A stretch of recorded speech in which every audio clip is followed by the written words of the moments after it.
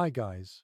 Tonight we step back, far beyond memory, into a world where the air itself feels like glass, and every breath could freeze before it leaves your lips. You are standing in a wilderness that has no name yet, where snow falls in slow, glittering sheets, and the sky is a curtain of pale silver. You can almost hear it breathing. You probably will not survive this. So, before you get comfortable, take a moment to like the video and subscribe, but only if you genuinely enjoy what I do here. And if you are awake enough, write in the comments where you are listening from and what time it is there. Now dim the lights. The snowstorm thickens around you.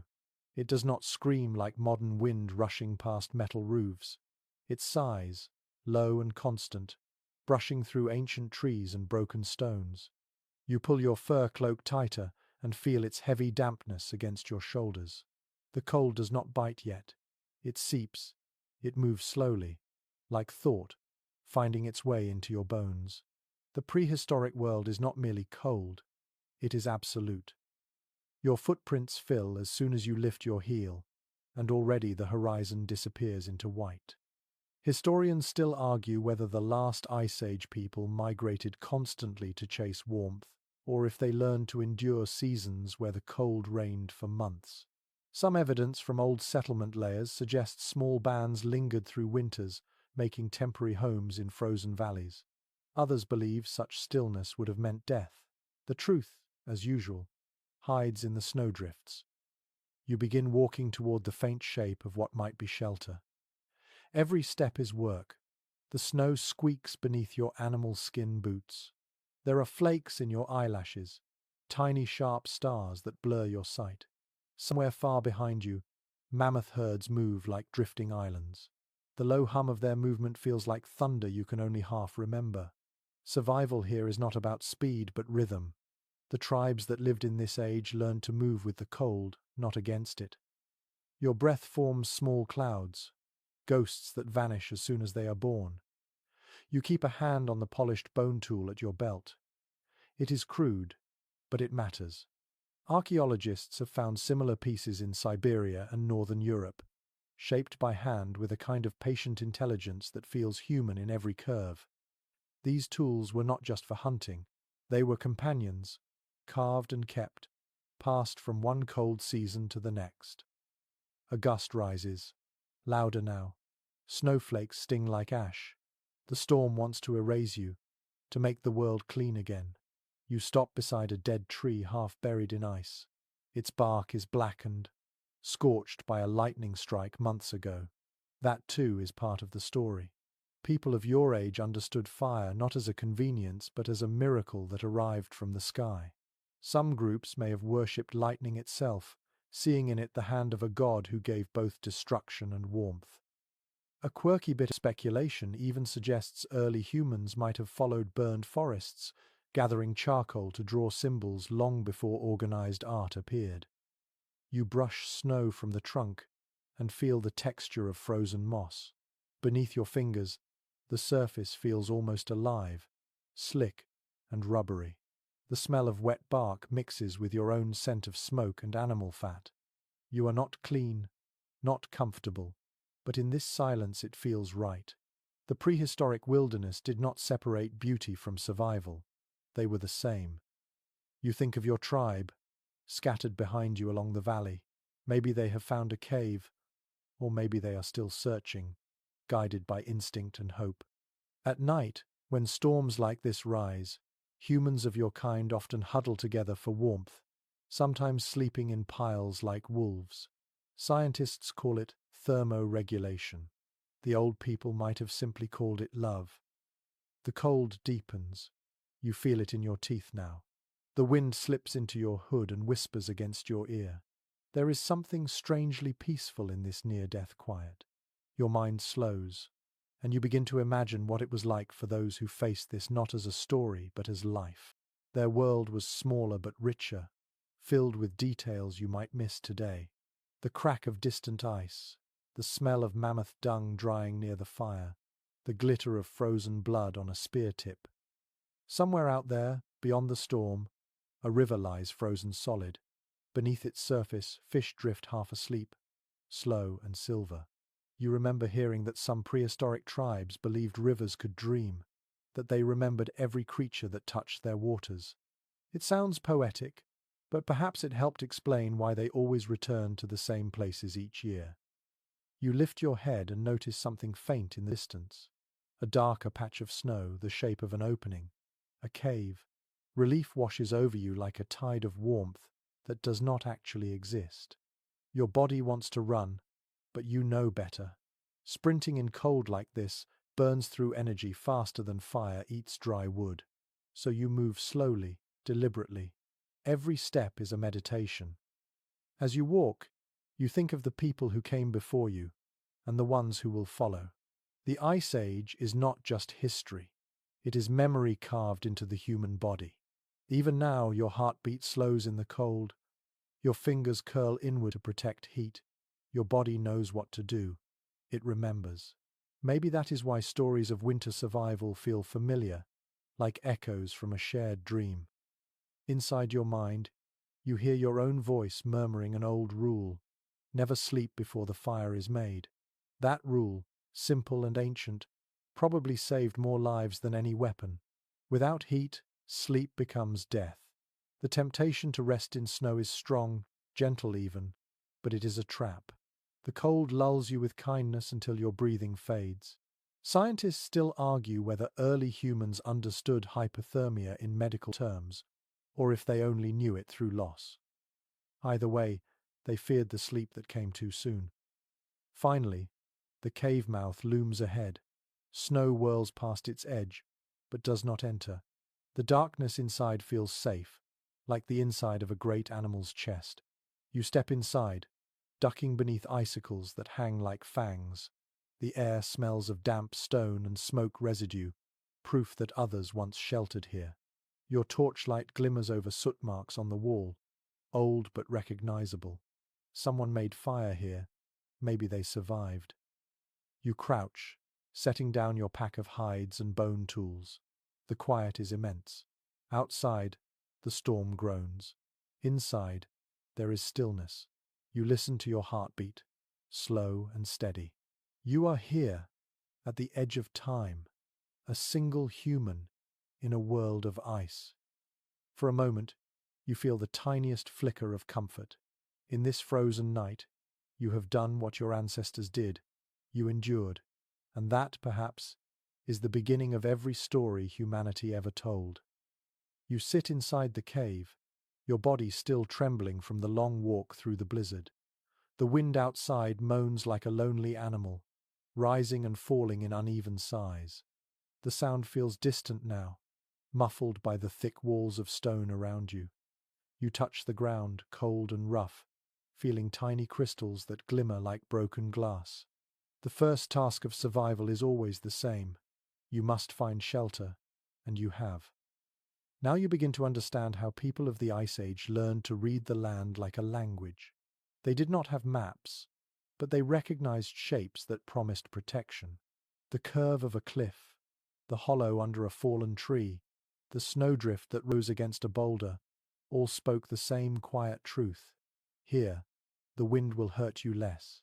Some archaeologists believe those instincts were passed through generations by teaching and mimicry. Others say they were part of an older, deeper animal memory, something carried in the body long before language took form. You crouch near the entrance and study the snow swirling outside. The storm has turned everything to blur. It feels like standing inside a cloud.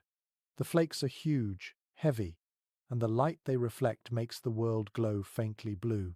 You cannot see the stars, but you know they are there, distant and cold.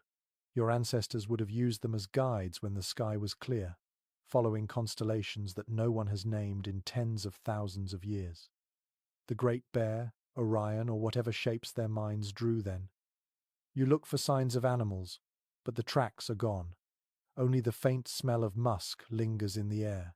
Reindeer, perhaps, or musk oxen. People in this age depended on those creatures completely.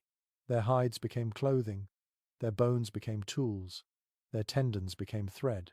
Some scientists believe that cooperation between human hunters and animal herds may have influenced migration routes. Others suggest the opposite, that humans followed animals simply because hunger left them no choice. Either way, the paths of beasts and people are tangled together across the snow. You move deeper into the cave and touch the walls. They are smooth in some places, worn by countless hands and shoulders. Near the back, the ceiling dips low. There, the air feels warmer, still carrying a faint trace of smoke. Someone, perhaps months or years before, had made a fire here. The marks are black and powdery. You can imagine their faces, lit by orange light, eyes wide and alert as the wind roared outside just like now. You begin to gather what little you have. A bundle of dried grass wrapped in hide, a few sticks that had stayed dry inside your pack, and a shard of flint. Sparks jump when stone strikes stone, tiny suns that die almost instantly. Your hands are stiff, fingers slow to obey. The cold makes everything heavy. But then, one spark catches the grass, and a wisp of smoke curls upward. The fire begins as a whisper, then grows into a small, living glow. The warmth is faint at first. It reaches your palms and face like a distant memory of sunlight. The orange light fills the cave, making shadows tremble on the walls. You can finally breathe without pain. The fire becomes the center of your world, a small circle of life surrounded by infinite cold. You understand why early humans treated fire as sacred. It was not only heat, it was safety, light, and proof that they could control something powerful.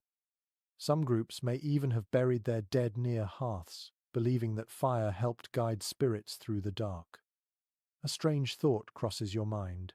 Somewhere in another valley, another group might be doing the same thing right now, building their own small fire against the storm. You picture them, people you will never meet but who live the same struggle. The Ice Age binds everyone together through cold. There is a kind of unity in hardship. Historians still argue whether early tribes shared information when they met, trading not just goods but knowledge of the land. The evidence is mixed, but shared tool shapes across distant regions hint that they did. The human desire to teach and imitate may have begun here, beside fires like yours. The storm continues outside, but the cave feels smaller now, more intimate. You start to explore again, holding a burning stick for light. Along the lower wall, you notice scratches and marks. Some look like random lines, but a few form patterns, curved shapes that might represent antlers or rivers. You crouch closer. Were they decoration, memory, or something else? Anthropologists still debate the meaning of prehistoric carvings found in Ice Age caves. Some say they were practical, marking hunting routes. Others believe they were ritual symbols meant to invite good fortune. You run your fingers over the rough lines, trying to imagine the hand that made them. Your body begins to relax. The exhaustion that cold had buried now rises to the surface. You sit again near the fire, pulling your cloak tight around your legs. The hides are stiff, but the warmth slowly softens them. You feel their texture under your palms, coarse yet comforting. You close your eyes and imagine the storm from above, clouds moving like great white oceans, your tiny cave a speck of warmth on an endless field. There is a smell in the air, faint and wild, like resin from pine wood mixed with smoke and animal fat. You realize it is the same scent that must have clung to everyone in that age. It was the perfume of survival. Later generations might call it primitive or unpleasant, but to you it smells like life. You wonder if those people ever thought of themselves as ancient, or if they simply existed from one day to the next, knowing only cold, hunger, and occasional joy. As the fire crackles, you hear dripping water from somewhere deep inside the cave. The sound echoes softly, rhythmic and steady. It reminds you of a heartbeat. It is easy to imagine that the earth itself breathes in these hidden chambers. Some myths from later cultures describe caves as mouths of the underworld or wombs of creation. Perhaps those ideas began in nights like this one, when people felt surrounded by darkness yet safe inside its hollow. A gust of wind rushes through the entrance, scattering sparks. You shield the flame with your body until it steadies again. The cold sneaks in, but only for a moment. You are learning, like your ancestors, how to balance the two elements, the living warmth of fire and the endless hunger of frost. Both must coexist. You lie back on your hide and listen. Outside, the storm continues its slow roar. Inside, the fire hums. Your heartbeat slows. For the first time, you let yourself feel a kind of peace. You have found shelter, and that simple act connects you to every human who has ever faced a winter night. The cave hums with ancient memory. Tomorrow, you will need to find food and strengthen the fire, but for now, you are safe. The snow can rage all it wants. The stone will hold, and the flame will live. You wake to the sound of the storm softening, a distant hum instead of a roar. The fire has burned low, glowing like a single heart in the dim cave. You stretch your limbs and feel the ache of muscle worked to exhaustion. The air tastes of smoke and damp stone. Outside, light filters through the snow like diluted milk. It is morning, though the sun hides behind clouds so thick they could be walls. You rise slowly, brushing frost from your hair, and step toward the cave mouth. The world is a blank page, pale and endless. You can no longer tell where the ground ends and the sky begins. The quiet is so complete that even your breath feels like an interruption. Somewhere far away, a bird calls, a lonely sound that seems to belong to another world. Fire saved your life through the night, but its hunger never rests. You kneel beside the embers, adding bits of bark and grass until the glow flares back to life. The flames lick upward, curling orange and gold. For prehistoric people, fire was more than warmth. It was memory, skill, and identity. According to archaeological evidence, some of the earliest hearths discovered in European caves date back more than 400,000 years. They were carefully maintained over long periods, suggesting that tending a flame was a communal task, a kind of ritual that bound people together. You hold your hands above the small blaze, palms open. The heat crawls back into your fingers. It is a fragile thing, this comfort, but it feels eternal. Most experts agree that learning to keep fire alive was the point where humanity truly began to shape nature, rather than only obey it. It turned fear into control, night into day. As the warmth grows stronger, you glance toward the ceiling. Dark smoke stains form faint patterns above the hearth. The stone seems to breathe, tiny droplets of condensed moisture running down its face. The sound of dripping water echoes softly, a rhythm that could almost be music. You think of how many fires must have burned here before yours, their light flickering over the same walls, their smoke curling into the same air, every spark a continuation of the last. You decide to step outside and search for dry wood. The wind greets you instantly, sharper now but calmer than before. The air bites your cheeks, yet the sky has softened into a muted grey. Snow still falls, but slower, lazy flakes that drift and spin. You pull your hood close and walk toward the line of trees half buried in white. The landscape feels like a dream where time has stopped. A curious fact emerges in your mind. Excavations from Ice Age sites show that people sometimes carried burning embers wrapped in moss or animal hide as they moved across frozen plains. It was their version of a portable lighter, a way to ensure that no journey ever began without fire. The ingenuity of such a simple act is humbling. You pick up a dry branch, feeling its weight, and imagine one of those travelers trudging through snow with a tiny bundle of glowing coals pressed to their chest like treasure. Not everyone agrees on when or where fire control became universal. Some researchers question whether the earliest evidence of hearths truly represents human activity or if it came from natural blazes caused by lightning. Others argue that mastery of fire spread gradually, through imitation and trade between groups. The truth may never be clear, but the impact is obvious. Without fire, the Ice Age would have been nothing but extinction. You collect what wood you can, stacking it under your arm. The forest creaks and groans around you. Trees bend slightly under the weight of snow, their branches snapping with soft cracks. Somewhere nearby, A fox moves through the drifts. Its fur is thick and pale, blending perfectly with the snow. You freeze, watching its elegant shape glide between shadows. It pauses, lifts its head, and looks straight at you. For a moment, the two of you share the same stillness, the same quiet respect for survival. Then it disappears, as silently as it arrived. You return to the cave, shaking the snow from your shoulders. The fire welcomes you with a faint hiss. You feed it the new branches and watch the flames leap higher, filling the cave with golden light. Shadows dance along the walls, long and fluid. In that moving light, you can almost see figures from long ago. Hunters sharpening spears, mothers soothing children, elders telling stories about stars and spirits. The fire has always been the stage for human imagination. One unusual detail uncovered by scientists involves the use of animal bones as fuel. In areas where wood was scarce, people burned bones,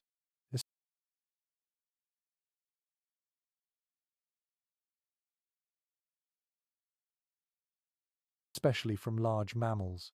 The marrow inside acted like oil, burning longer and hotter than dry wood.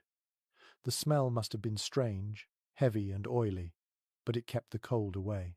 You can almost picture it, the soft crackle and pop of fat igniting, the thick smoke curling upward while outside, the snow piled higher. You sit again, watching sparks drift into the air like tiny glowing insects. The flicker of light soothes you. Sleep presses at the edge of your mind, though you know you must stay alert. In the ancient world, rest came in small pieces, stolen between tasks. The mind of a survivor learned to half sleep, listening for danger even in dreams. Some archaeologists suggest that this constant alertness shaped early human brains, sharpening memory and instinct. Others think the opposite, that such tension led to short lives filled with exhaustion. You wonder which theory feels truer, then realize both might be right. The Ice Age did not reward comfort, but it taught balance. The fire crackles again. You reach for a piece of bark and throw it in. It bursts into a flare that lights the whole cave, and for a second you see something glimmer on the far wall. A pattern, faint but deliberate. It looks like a handprint, small and smudged, perhaps from another traveler long ago. You stand, stepping closer. The fingers are spread wide, the outline darkened with soot or pigment. You trace the air just above it, afraid to touch. Was it a mark of presence, a symbol, or simply a way of saying I was here? The scholars who study cave art still debate the meaning of these prints. Were they part of rituals or just spontaneous gestures of identity? No one can be certain. You lower your hand and sit again by the fire. Outside, the wind picks up for a moment, then fades. Inside, everything glows with that same quiet pulse of warmth. The small handprint lingers in your thoughts. It is both ordinary and sacred, proof that someone else endured the same storm, felt the same cold, and needed to leave a trace behind. As the day drifts toward twilight, you realize that fire and shelter are not separate things at all. They are both extensions of your will to live. You stir the embers gently, feeling the warmth rise to your face, and close your eyes. The cold will return tonight, sharper and crueler, but you have light now, and knowledge older than language. And that, you think, is enough. The fire hums softly behind you as twilight folds across the snowy plain. The light outside has turned to pale silver, soft but cold. You take a step beyond the mouth of the cave and draw in the air that tastes of pine, frost, and smoke. Your body no longer trembles the way it did the night before. You are adjusting, slowly, as every living thing does in the cold. The wilderness has stopped trying to kill you and started to test your patience instead. In the distance, the wind shifts and carries with it a sound that makes you stop. A low, deep howl moves through the valley, long and trembling. It rises, then fades. Another follows, closer this time. You listen, heart pounding lightly. Wolves, not the sleek, cautious animals of modern forests, but the larger, heavier ancestors that once ruled the tundra. Their calls are part warning, part song. You return to the cave entrance and crouch by the fire. The thought of wolves does not frighten you as much as it might have a day ago. Humans and wolves, it turns out, have a very old connection. Evidence from ancient burial sites in Central Asia shows that early people sometimes interred wolves or dogs beside them, suggesting a bond that was already spiritual as well as practical. According to researchers, this cooperation may have begun more than 30,000 years ago, when desperate hunters noticed that wolves could track prey better than any human.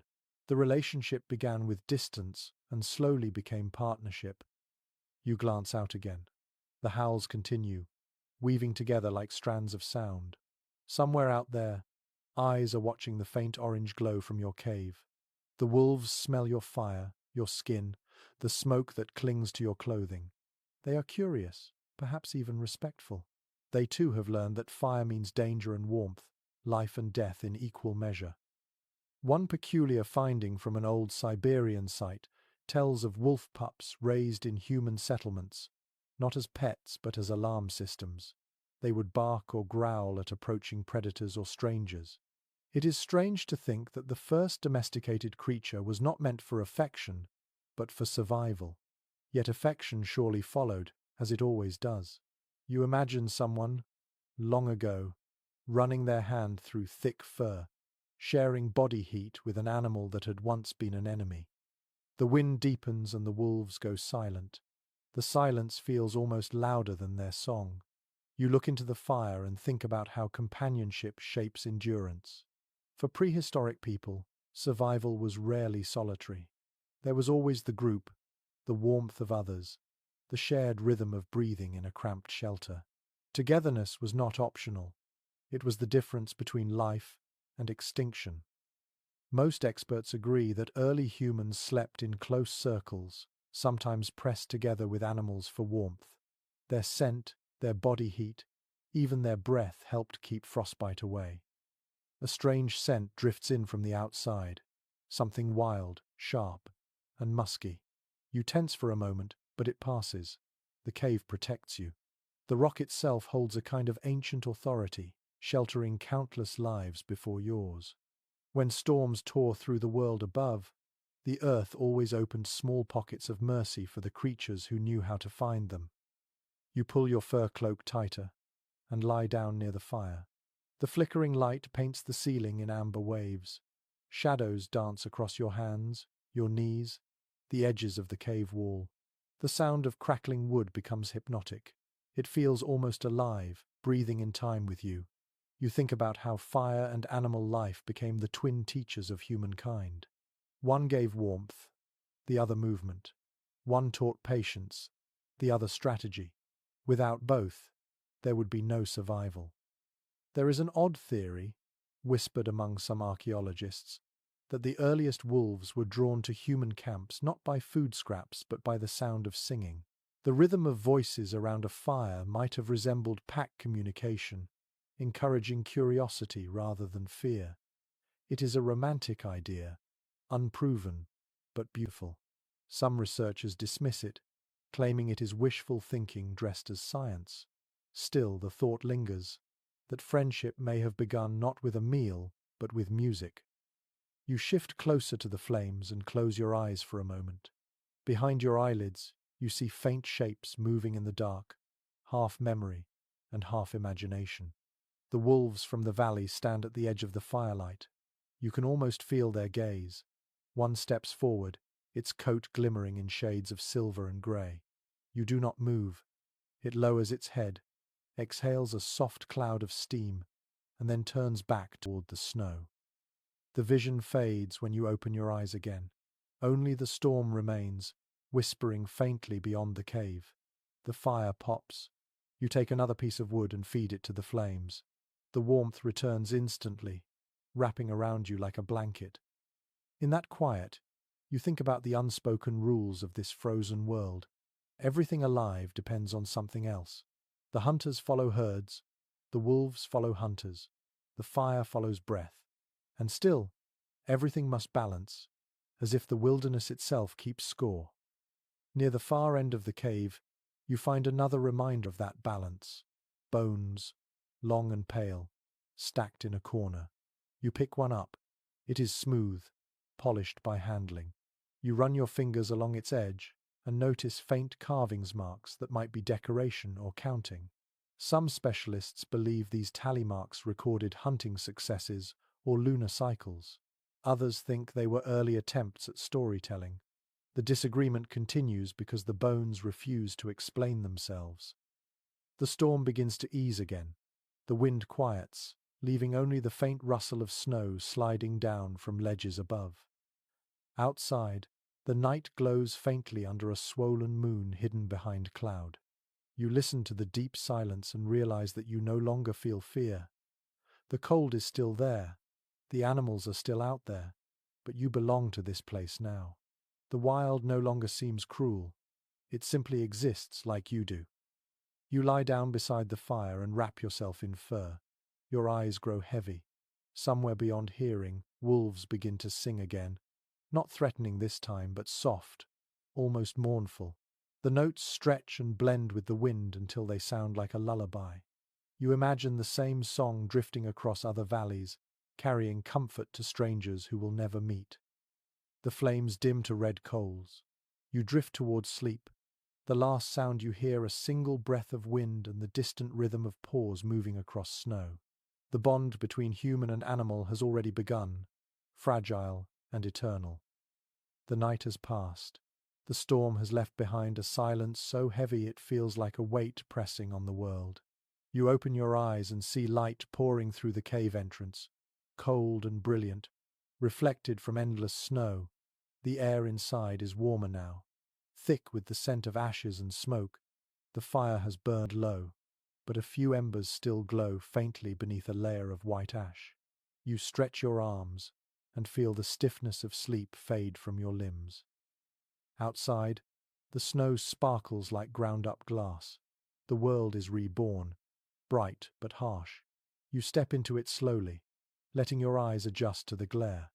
The air is still, but every sound travels far. The creak of trees, the faint crunch of your boots, the whisper of your breath. It is beautiful, but beauty here is always sharp-edged. The cold does not care that you survived another night. It waits for a single mistake. You know that the cave alone will not keep you alive forever. Shelter is only half the battle. The other half is comfort, or at least a version of it that your ancestors could build with their hands. People of the Ice Age learned to shape the ground itself into something that could cradle them through the long nights. According to evidence found in northern Europe, early humans built bedding layers of dried moss, grass, and animal hides, raised slightly from the frozen ground to avoid dampness. These primitive mattresses were often renewed each season, a careful ritual of cleaning and rebuilding. You kneel beside the fire pit and begin to plan your own resting place. The cave floor is uneven, hard and unforgiving. You gather dried grass from a bundle near the wall and spread it out. It smells faintly sweet, like summer trapped in memory. You add furs over it, pressing them flat with your hands. The touch of hide against skin feels soft and real in this barren world. It may surprise you to know that traces of ancient bedding have actually survived. Archaeologists working in South Africa found layers of woven plant fibers dating back tens of thousands of years. The fibers contain traces of aromatic leaves, likely used to repel insects. Imagine that people living through brutal winters still took time to make their sleeping space smell pleasant. Comfort and practicality intertwined even when survival was fragile. As you work, you think about the ingenuity hidden in these small acts. A bed in the Ice Age was not luxury, it was a strategy. Lying directly on the ground meant losing heat faster than fire could replace it.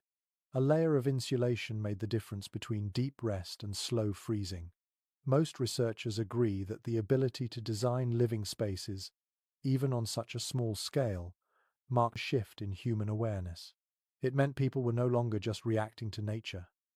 They were shaping it, one leaf and one hide at a time. You smooth the bedding and lie down for a test. The surface cradles your weight softly. Your back no longer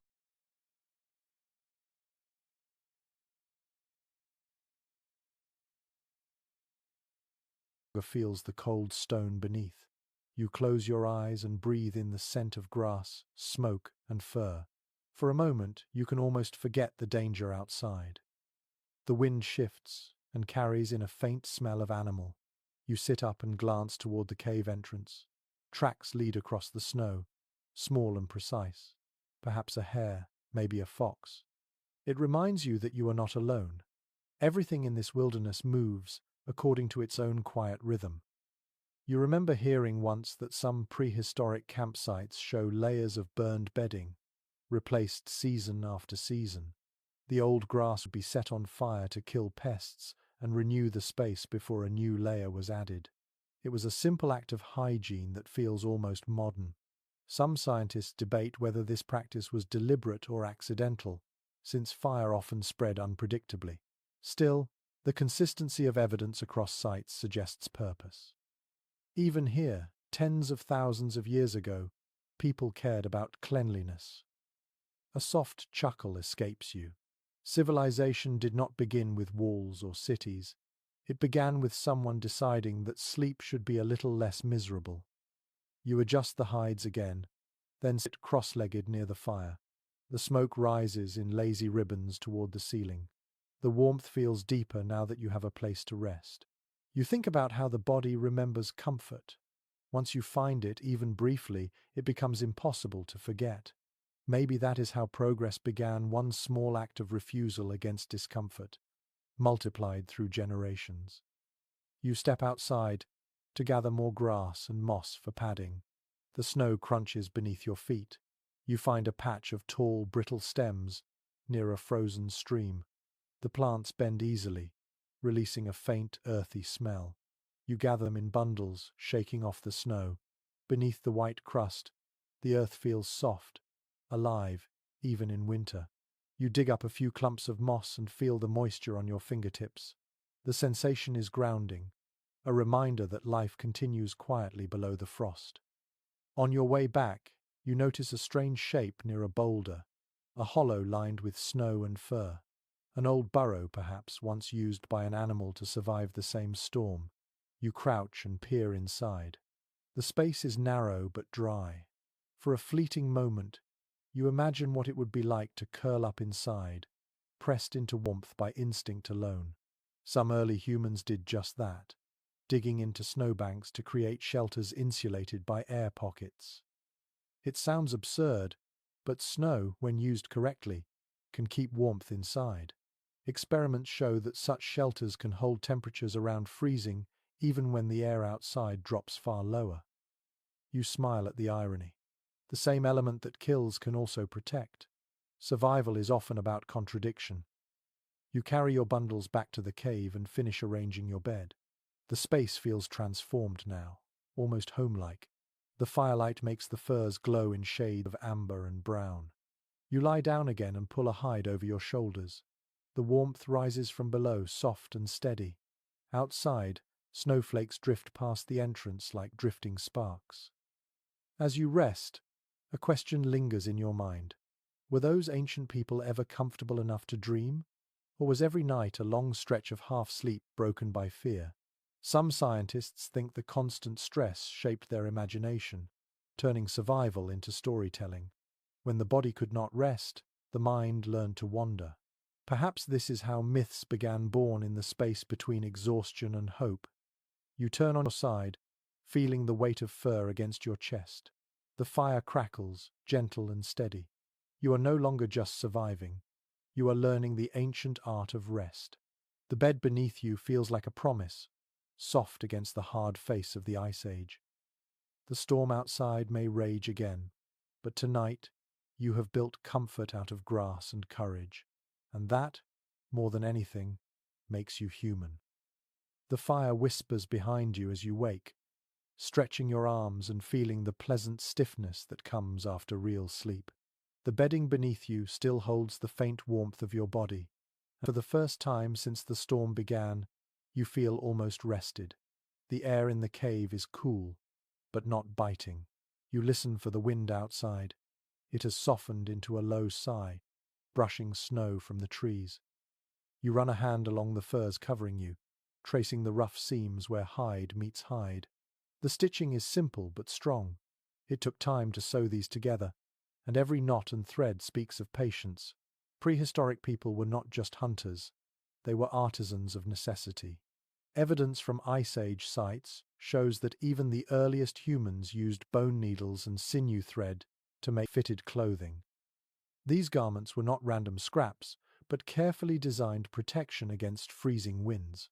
Most researchers agree that the invention of sewing was as important as fire in the struggle for survival. You rise and examine your coat, its thick layers of reindeer hide and the faint scent of smoke that clings to it. The outer surface is stiff and water-resistant.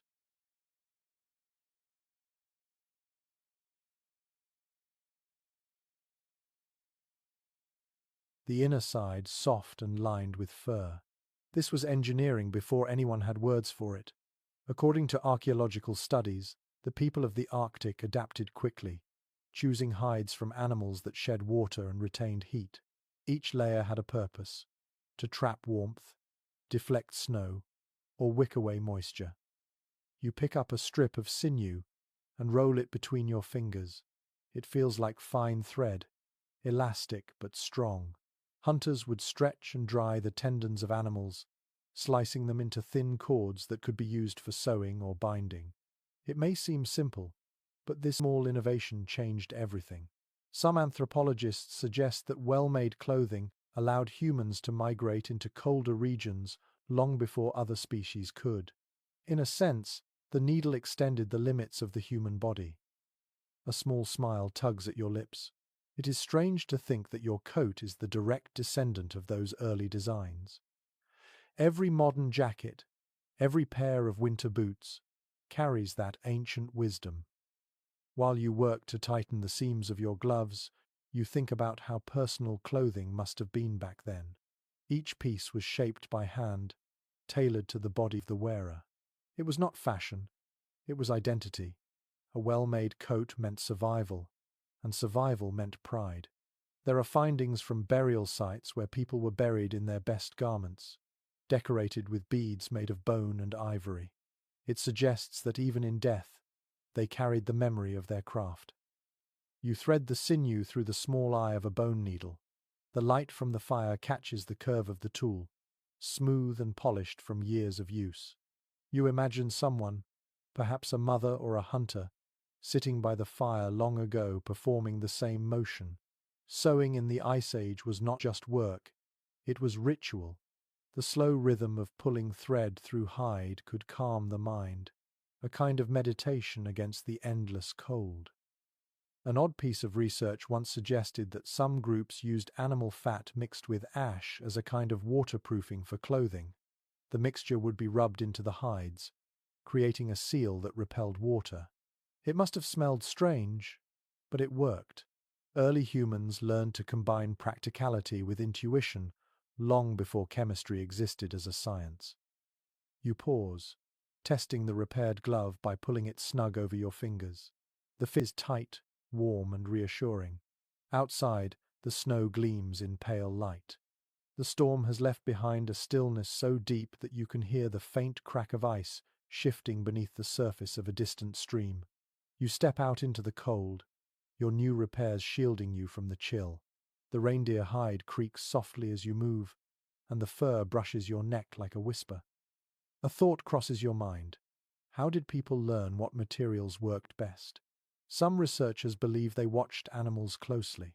By observing how certain creatures survived the winter, they copied nature's designs. The thick fur of a mammoth, the oily feathers of waterfowl, the layered skins of seals all became lessons in insulation. Other scholars argue that trial and error taught the same lessons, one painful mistake at a time. The truth probably lies somewhere between observation and desperation. You walk toward the tree line, boots sinking slightly into the snow. Each step leaves a clear print. The soles are wrapped in hide, tied with strips of sinew, and under the fur you have added a layer of dry moss for padding. The texture cushions your feet and keeps them from freezing. The practice of using plant fibers in footwear has been confirmed by archaeological finds in mountain regions, where fragments of woven grass shoes have been preserved in ice. These were the earliest boots, soft but brilliant in design. A cold gust rises and brushes your cheek. You pull your hood tighter, feeling the soft fur close around your face. It is strange, but comforting, to realize that everything you wear once belonged to another life. The animal's warmth continues through you, its purpose renewed. Many early cultures viewed this exchange as sacred. According to interpretations of cave art and burial rituals, people believed that wearing the skin of an animal allowed its spirit to protect them. Some modern scientists see this as early animism, the belief that all things possess a soul. Whether spiritual or practical, the connection feels genuine. You pause at the edge of the clearing and watch your breath drift upward in faint clouds. The sky is pale, the sun hidden behind gauzy layers of cloud. The world feels like a painting made of silence. In moments like this, you understand why survival was not only physical, but emotional. People needed symbols, beliefs, and rituals to make sense of the cold. A coat might keep you alive, but a sense of meaning kept you human. You turn back toward the cave. The smoke from your fire drifts lazily into the open air. The reindeer hide coat hugs your shoulders. The gloves fit perfectly, and your boots carry you with ease. Every piece of your clothing feels like armor, not against battle but against emptiness. Inside, you hang your coat near the fire to dry and sit down on your bedding. The warmth spreads up your legs as you rest. You realize how much care it takes to stay alive in this place. Every stitch, every thread, every spark of fire is a choice to endure. The cave hums softly with heat and shadow. You close your eyes and imagine others doing the same long ago, sewing, wrapping themselves in fur, whispering stories as the snow fell outside. In the deep rhythm of those gestures, the human spirit survived and grew stronger. The wind has quieted, but its voice still lingers in the distance, low and restless. You sit near the fire, listening. It comes and goes in soft breaths, like an animal pacing beyond sight. The air in the cave feels heavy with silence, broken only by the occasional pop of burning wood. You stare at the entrance, where pale light filters through drifting snow. Outside, the world waits, watchful and alive. You close your eyes and let your hearing stretch outward. At first there is nothing, then slowly, small sounds begin to emerge. The faint crack of ice shifting on a distant river, the dull thud of snow falling from a branch, the whisper of air curling through the cave mouth. In the prehistoric world, people survived by listening. Long before compasses or tools of metal, the ear was the first instrument. You think about how early humans must have mapped danger through sound, how each creak or sigh told them what the wind carried and where safety lay. According to archaeological records, people living during the Ice Age often built their camps in places where sound could travel. Valleys with good echo, cliff shelters that caught the voice of the wind, even caves like this one, where every noise amplified. It helped them hear predators before they arrived. The choice of shelter was not random. It was strategy written in sound waves. You turn your head slightly and listen again. The storm that once screamed across the hills now murmurs softly, almost friendly. Some researchers suggest that this sensitivity to natural noise sharpened the human brain, helping early people interpret subtle shifts in environment. It might have been the beginning of intuition itself, the mind's ability to understand before reason. Others believe it was simply adaptation, a reflex built by fear and necessity. Both ideas hold truth, and both make you feel connected to something ancient in your own senses. The cave amplifies every movement. When you shift your feet, the echoes stretch out like ripples in a pond. The sound feels larger than you, as if the stone itself listens and replies. You realize that this place, with all its cold and stillness, is not empty. It hums with life at a frequency your eyes cannot see. You rise and walk slowly toward the entrance. Snow has gathered in soft drifts outside, untouched since the night before. The landscape glows faintly blue under a sky of pale grey. You hear the faint crunch beneath your boots, that delicate, satisfying sound of crusted snow giving way. It is a reminder that even silence has texture. You look up and see a bird circling high above, a black dot against the blankness. Its wings beat slowly, steady and patient. Perhaps it hunts for movement, for life beneath the snow. You wonder how it survives in this frozen world, and somehow that thought comforts you. Life finds a way, even here. It is strange, but your hearing seems sharper in the cold. Every detail stands out. The crackle of ice beneath your boots, the faint rustle of fur as you move, the soft pulse of your own heartbeat. Some scientists believe that the clarity of sound in freezing temperatures is not an illusion. Cold air carries vibrations differently, making noises travel farther and more distinctly. The Ice Age, for all its cruelty, must have sounded crystal clear. You return inside the cave and sit again. The firelight flickers over the walls, revealing faint marks that you had not noticed before. They are scratches, shallow but deliberate, forming patterns that resemble waves or wind lines. You trace them with your fingers and feel the grooves. Maybe they were decorations, or maybe they represented the sound of the wind itself. It would not be surprising. Early humans often recorded what they heard as well as what they saw. Music and art began not with vision, but with rhythm. An unusual discovery supports that idea. In a cave in Germany, archaeologists found a flute carved from vulture bone, over 30,000 years old. It could play a full scale. That means people living in conditions like these were already making melodies, perhaps imitating the wind, perhaps calming their minds through song. The idea that someone could sit by a fire in a storm like this and make music instead of despair feels almost miraculous. You pick up a thin stick and tap it lightly on the stone floor, matching the rhythm of your heartbeat. The sound is small, but it fills the space. Tap, pause, tap. You hum softly under your breath, nothing distinct, only the rise and fall of tone. The cave seems to join in, the echoes stretching each note into something larger. It is easy to imagine your ancestors doing the same. Sound would have been both a comfort and a warning, a language older than speech. Some historians think that early humans developed vocal communication through shared listening. They had to interpret noises together, to survive as a group. Others argue that language came later, born from cooperation around the fire. The debate continues, but both possibilities suggest that sound shaped thought long before writing ever appeared. You stop tapping and let the cave fall silent again. The fire crackles softly, filling the void. You realize that the more you listen, the more alive the silence becomes. It breathes, like an invisible animal resting near you. Outside, the wind rises again for a moment, brushing past the cave like a hand. You close your eyes and imagine you can hear its story, whispered in a language of cold and motion. It speaks of mountains, of rivers frozen mid-flow, of the endless migration of stars across a sky that never changes. You open your eyes and take a slow breath. The sound fades into distance. The fire glows brighter now, fed by your earlier work. You lie back on your bedding and stare at the ceiling.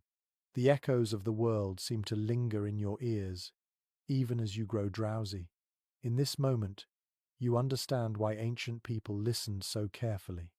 The world was their teacher, and every gust of wind, every animal cry, every drop of water held a lesson.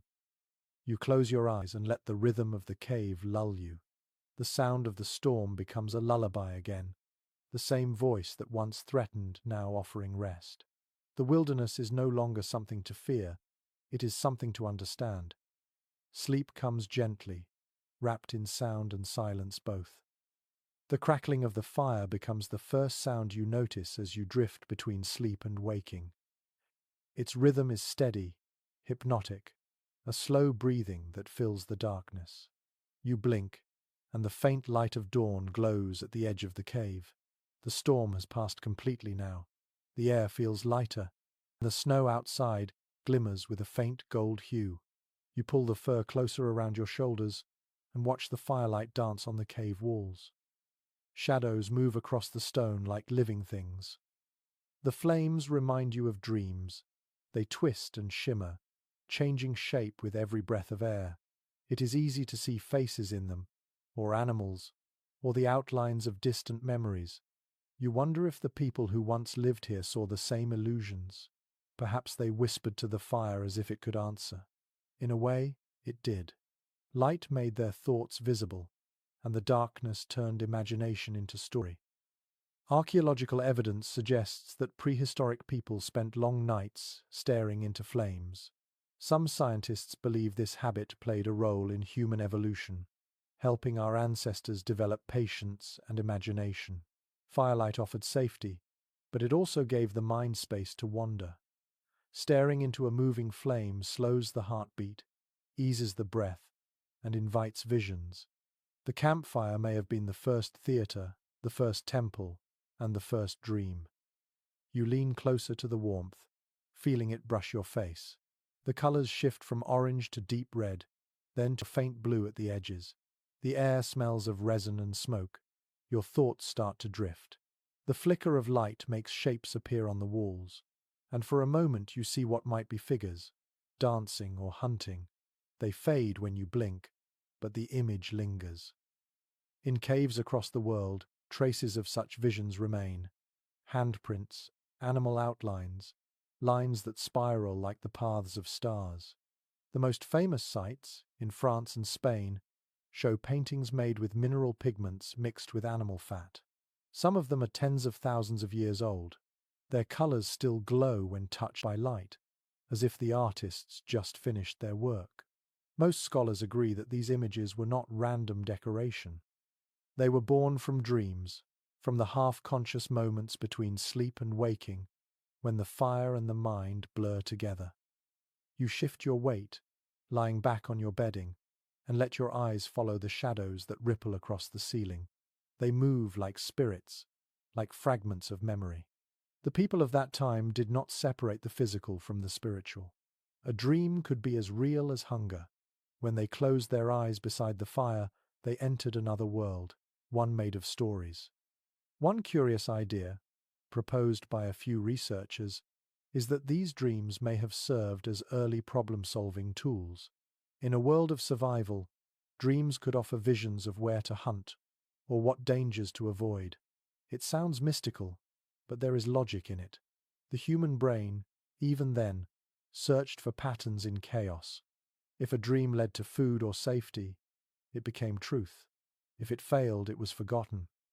You glance at the wall again. The smoke leaves streaks that almost look deliberate, like drawings forming by accident. You pick up a stick and trace through the soot, making a rough outline of a reindeer. The motion feels natural, effortless. The drawing is crude, but it captures something alive. You smile faintly, realizing how easy it would be to fill this cave with images. It is no wonder the ancient ones did the same. They must have felt the same urge to record what lived inside their minds. Not everyone agrees on why they painted. Some believe the art was part of hunting rituals meant to summon success. Others think it was a way to teach children about animals or territory. A few even argue that it was a kind of ancient entertainment, a shared story told through light and movement.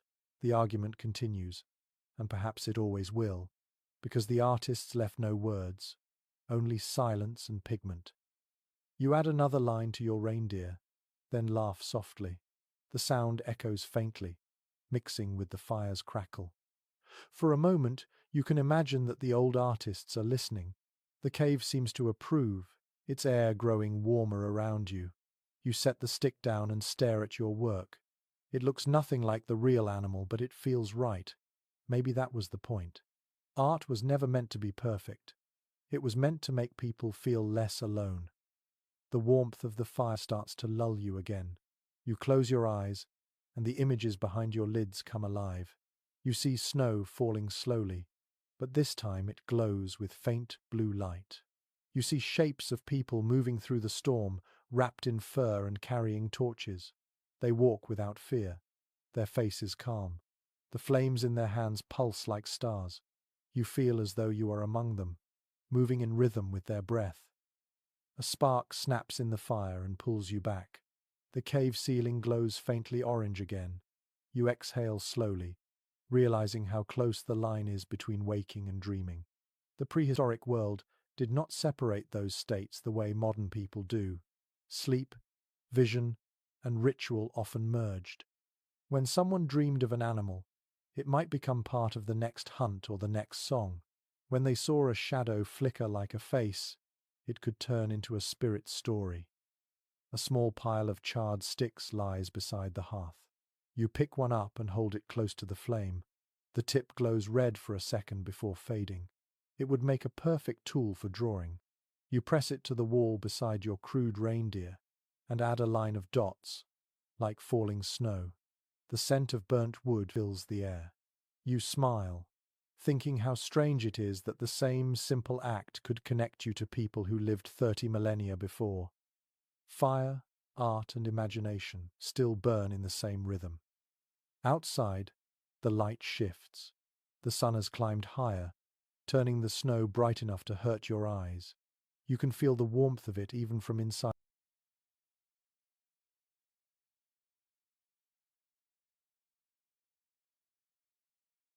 the cave. The storm is gone, but its memory lingers in the silence. You stretch and stand, brushing ashes from your hands. Your stomach growls softly. It is time to think about food, but for now, you linger near the drawings. You trace your fingers over the lines once more, then lean back to look at them in the flickering light. The shapes seem to move, to breathe. You realize that what you have created is not just an image, but a reflection of thought itself. The first art was not decoration. It was survival for the mind, a way to hold on to meaning when the world outside was only snow and shadow. Smile again softly. The fire crackles. Outside, the cold sun glows over the white horizon, and inside your tiny creation glows like memory. The day drifts quietly, the air clear and still, the snow bright enough to make your eyes water. You stand at the entrance of the cave, squinting into the frozen light. The wind no longer screams. It whispers softly through the valley, as if tired from its own violence. The world looks peaceful, but hunger is a sharper enemy than cold. You feel it now, a slow gnawing inside your stomach, steady and patient. You tighten your belt, made of hide, and step into the snow. Each step sinks with a soft crunch. The air burns your lungs, but your body has learned the rhythm of this place. You move carefully, scanning the ground for tracks. Food is never guaranteed here, yet those who survived the Ice Age were masters of patience. They hunted in silence, moved with the wind, and understood that every meal was a negotiation with nature, not a victory over it. Archaeological discoveries suggest that prehistoric people used every part of an animal they killed: meat, bone, sinew, hide, even the fat clinging to the organs.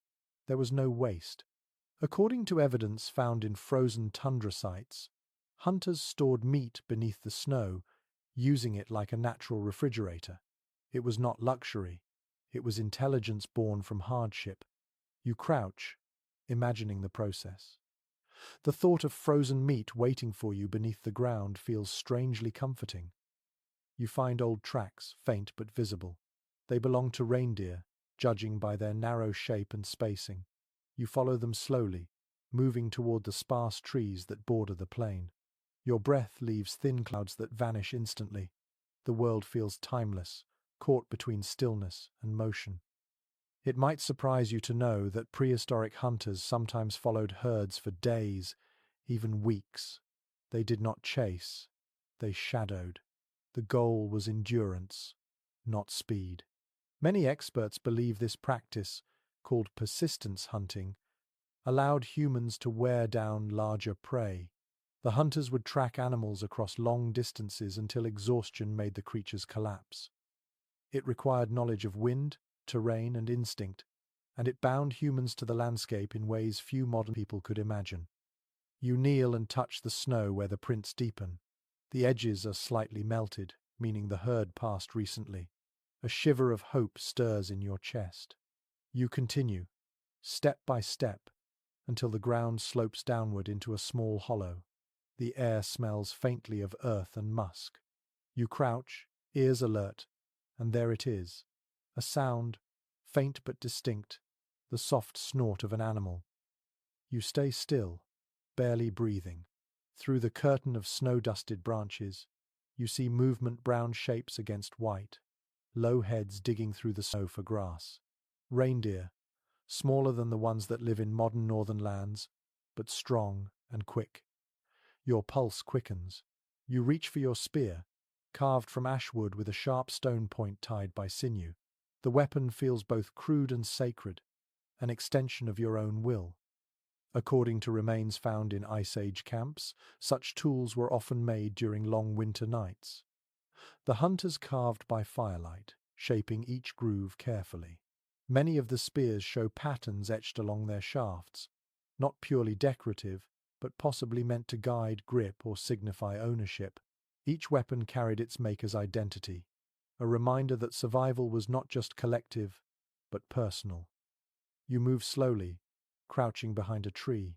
Your breath fogs in front of you, and you exhale through your nose to stay quiet. The herd is small, perhaps 4 or 5 animals. They dig with their hooves, uncovering frozen plants. You wait, muscles tense but calm. The silence stretches until the world feels like it has stopped turning. Then, movement. One reindeer lifts its head, ears twitching, eyes searching the air. You freeze completely, willing your heartbeat to slow. The animal stares for a long moment before lowering its head again. You raise your arms slightly, adjust your footing, and breathe out. Then you throw. The spear cuts through the air with a faint hiss. A sharp sound follows, then chaos. The herd bolts, snow exploding beneath their hooves. One animal stumbles, its leg wounded, and disappears into the trees. You sprint forward, lungs burning, following the trail of red that dots the snow. Each drop glows against the white, leading you onward. The chase feels endless, yet you move as if guided by instinct older than thought. The forest closes around you. The smell of iron and pine fills your nose. Finally, you find the reindeer collapsed beside a fallen log, its breath shallow, its eyes wide. You approach slowly, whispering something you do not fully understand, a sound of respect. You kneel beside it and press your hand against its flank. The body is warm, trembling. You do what must be done, quickly and without cruelty. When the silence returns, it feels heavier than before. The reindeer lies still, its breath gone. Steam rises from its wound, disappearing into the cold air. You stay beside it for a moment, letting your own breathing slow. In the Ice Age, death was not distant or abstract. It was a constant companion, a trade of life for life. Many ancient burial sites show offerings of meat or bone tools placed with the dead, gestures of gratitude or apology to the world that sustained them. You work carefully, as your ancestors did, cutting with your stone blade. The snow drinks the heat from the body, preserving the meat. You wrap what you can carry in hide, and mark the rest beneath a mound of snow. The hide will become another layer for your bedding, the bones will serve as tools. Nothing will be wasted.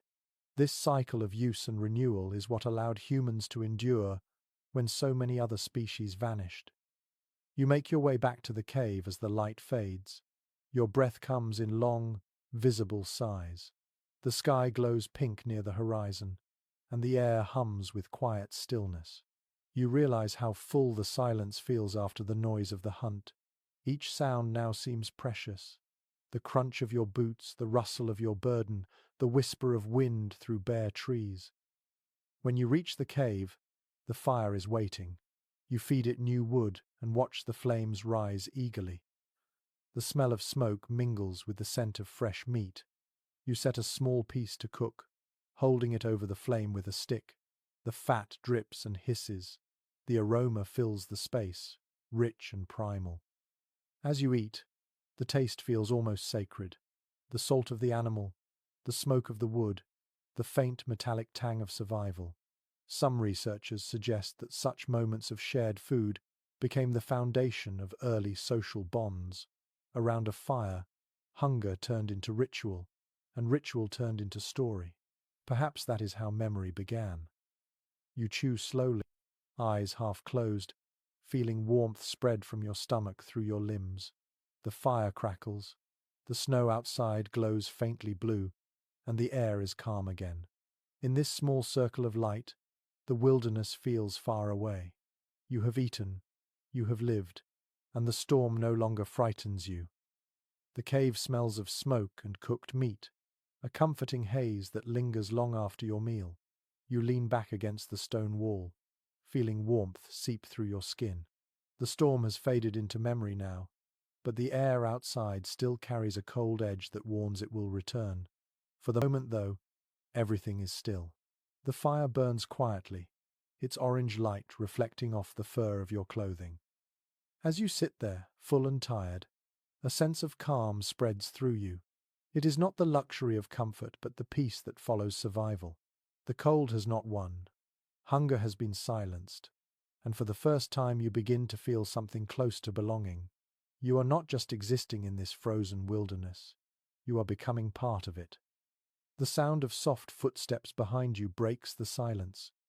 You turn, startled, before realizing it is one of your own tribe. Her face glows faintly in the firelight, cheeks flushed red from the cold. She smiles without speaking, holding out a handful of snow for melting. You take it, place it in a shallow bone cup near the flames, and watch the ice turn slowly to water. The warmth of companionship fills the cave. Soon, others join. They move quietly, wrapping themselves in furs, shaking snow from their shoulders. Their breath mingles with the smoke, and for a moment the air feels alive with movement. These are your people, bound together not by blood alone but by endurance. It is easy to forget how small the groups were in those days. Most experts believe that Ice Age tribes rarely exceeded 20 or 30 individuals. Too many mouths would drain resources. Too few would invite loneliness and danger. You pass the cup of melted water to the woman beside you. She nods, murmuring thanks in a language that exists only in sound and gesture. Her voice is low, soft, almost like the wind whispering through grass. Across from you, another member of the tribe begins to hum, a simple, repetitive tune that carries no words.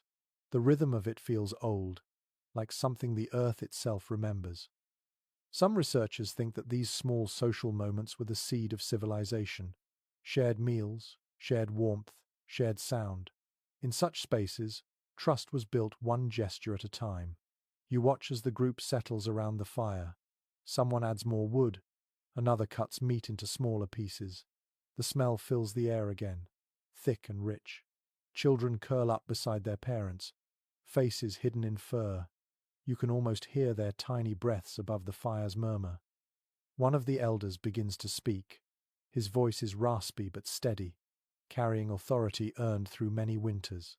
He tells a story about the first snow, about how the sky and the earth once touched and froze together.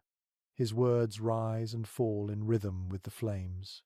You do not understand every detail, but the meaning is clear.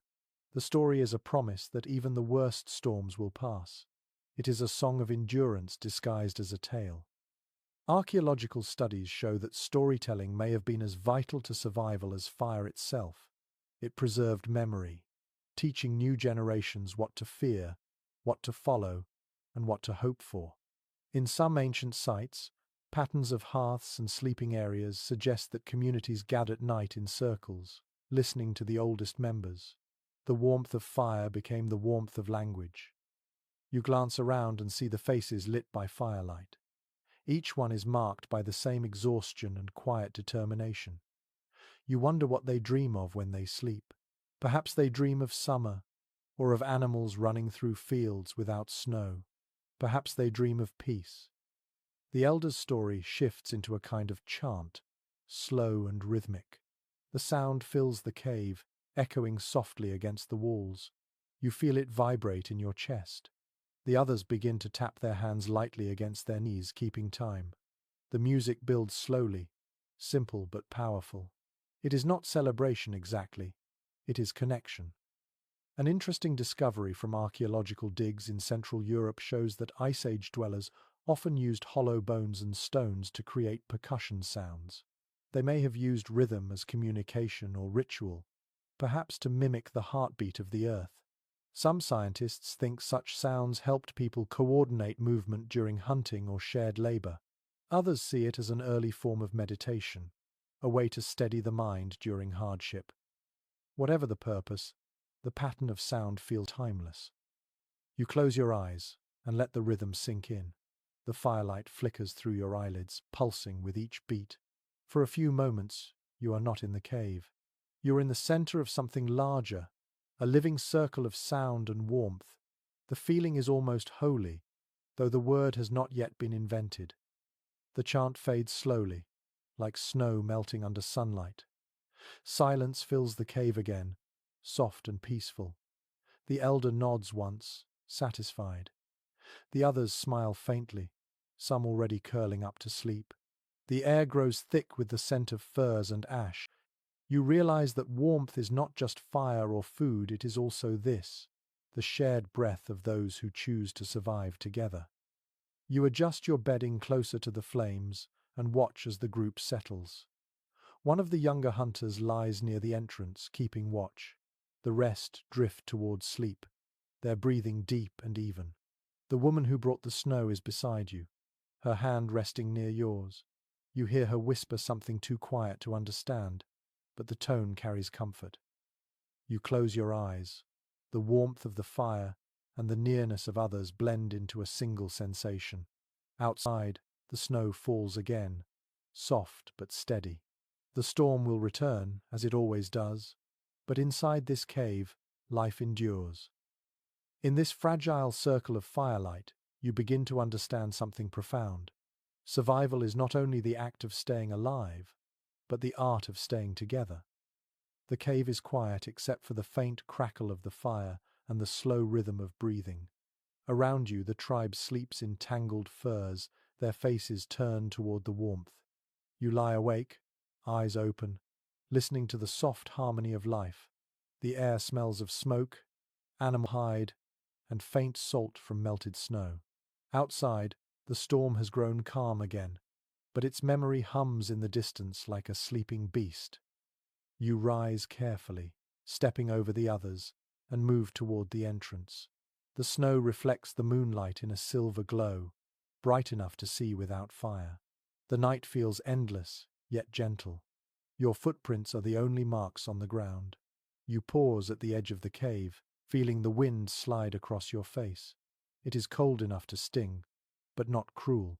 This is your world now, cold and alive, filled with both silence and whispers. Behind you, someone stirs. The young hunter who took the first watch raises his head. His eyes are half closed but alert. You nod to him, and he nods back. A simple exchange, yet it holds the weight of trust. It is his turn to rest. You take the watch instead. Keeping watch is a ritual as old as fear itself. Archaeological studies of ancient camps show sleeping circles arranged with clear sight lines toward cave mouths or open plains. The position of each sleeper was deliberate, forming layers of safety. The youngest and oldest often slept deepest in the center, while the strongest rested near the edge. Those who watched did not only guard against predators but also kept the fire alive. In a sense, the night watch was humanity's first organized system of protection. You sit near the cave mouth, letting your eyes adjust to the dark. The wind moves softly through the trees, carrying faint scents, pine resin, frost, and distant musk. Somewhere far off, a branch cracks. The sound echoes lightly across the snow. You listen, heart steady, and recognize it as harmless, perhaps just the weight of ice shifting. Every noise has meaning out here, and over time you have learned to tell comfort from danger by sound alone. According to evidence found in old burial sites, some groups may have believed the watchers carried a sacred duty. They were not just guards but dream keepers, staying awake to ensure the safety of others' spirits while they slept. It may sound poetic, yet in the dark, when you feel the weight of silence pressing around you, the idea feels right. Someone must keep the world turning while others dream. You turn to look at your companions. They are huddled together in sleep, wrapped in layers of fur and hide. The elder's face is calm, illuminated by the faint orange glow of dying embers. The woman beside him murmurs softly, her lips moving as if speaking to someone unseen. Children shift in their sleep, their breaths small clouds in the cold air. Watching them, you feel both fragile and strong. Fragile because life is temporary, strong because even in this frozen wilderness it continues. You add more wood to the fire. Sparks rise and fade into the shadows above.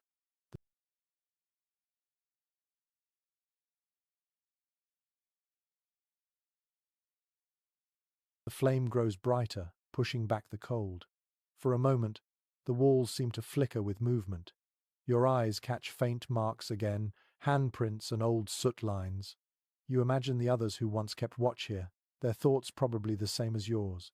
Stay awake, stay alive, do not let the dark win. A strange habit recorded in some early ethnographic notes suggests that watchkeepers sometimes spoke to the fire as if it were alive. They whispered short phrases or songs to keep themselves alert. You decide to try it. You hum softly, a tune with no beginning or end. The sound bounces against the stone and returns to you, slightly distorted as if the cave hums back. It keeps your mind steady. Hours pass, though time feels meaningless.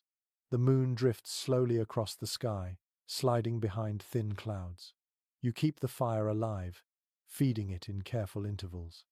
Each time the flames rise, shadows of antlers and figures seem to leap across the walls. Perhaps imagination fills the spaces where silence grows too deep. Some researchers think that long nights like this shaped early religion. Watching fire flicker through darkness may have given rise to the belief that unseen forces live in the flames. It was not superstition born of ignorance, but an attempt to understand beauty and danger at once. Fire was both protector and destroyer, a paradox that mirrored life itself. You think about that as you stare into the flames. The colors shift from gold to crimson, from crimson to deep blue at the core. The heat licks your skin, and your thoughts drift between wakefulness and dream. For a brief moment, the fire seems to move differently, forming shapes that resemble faces. You blink, and they vanish. Perhaps you are only tired, but part of you wonders if the old belief is true, maybe something really does live inside the fire. You shake off the thought and look outside again. The snow glows faintly under the moonlight. The stillness feels sacred, as if the world itself holds its breath. Your stomach rumbles softly, but you ignore it. Hunger, cold, and fatigue are constants here. They become part of the rhythm of existence. You step out into the snow for a moment to stretch your legs. The air cuts against your skin, sharp but clean. Above you, the stars finally break through the clouds, bright and endless. They shimmer, like shards of ice scattered across black velvet. It is impossible not to stare. The ancestors before you saw these same stars. They likely used them to tell time or direction, or maybe to dream. Many cultures born from the Ice Age later built myths around these lights, calling them campfires of the spirits or eyes of the sky. The patterns they traced became stories, constellations, and guides. You inhale deeply, letting the cold sting your lungs. For a moment, you feel tiny beneath the universe, yet deeply connected to it. That feeling, the balance between fear and wonder, must have been the seed of spirituality itself. You return to the cave and settle beside the fire once more. The flames welcome you with soft warmth. You feel the heaviness of fatigue creeping in, but you force your eyes to stay open. The tribe sleeps peacefully behind you. You think of the countless generations who stood watch before you, whose quiet vigilance kept the spark of humanity alive through endless nights. The fire crackles softly.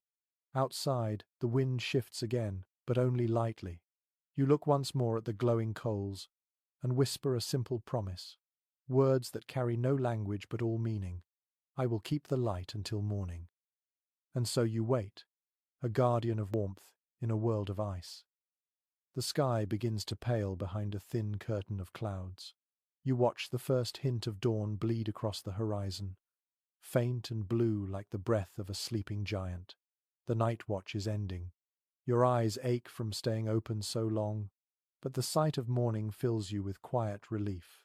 The storm has not returned, and the valley below lies calm and untouched, coated in soft light. You rise slowly, stretching the stiffness from your body. The snow outside glows faintly pink now, each crystal scattering light like glass. You can almost feel the air shifting with the warmth of the sun that has yet to appear.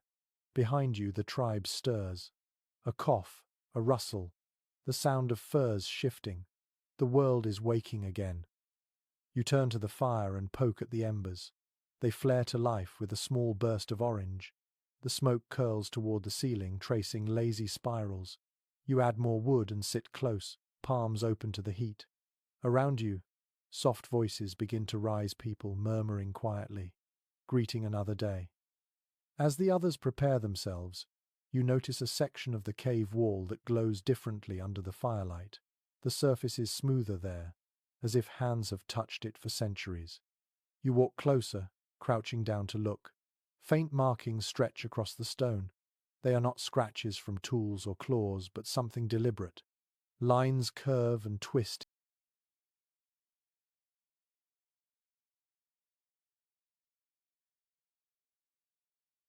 into shapes that might be rivers or winds. The more you stare, the more you see. A reindeer, a handprint, and something like stars. The sight makes your breath catch. These are the voices of those who came before, people who once stood where you stand now, facing the same cold, the same hunger, and the same need to leave a mark behind. According to archaeologists, cave paintings like these were created tens of thousands of years ago, using pigments from minerals, charcoal, and even crushed bones mixed with animal fat. The paint was applied with fingers, hollow reeds, or brushes made from chewed sticks. You trace your fingertips near the drawings, careful not to touch. The air feels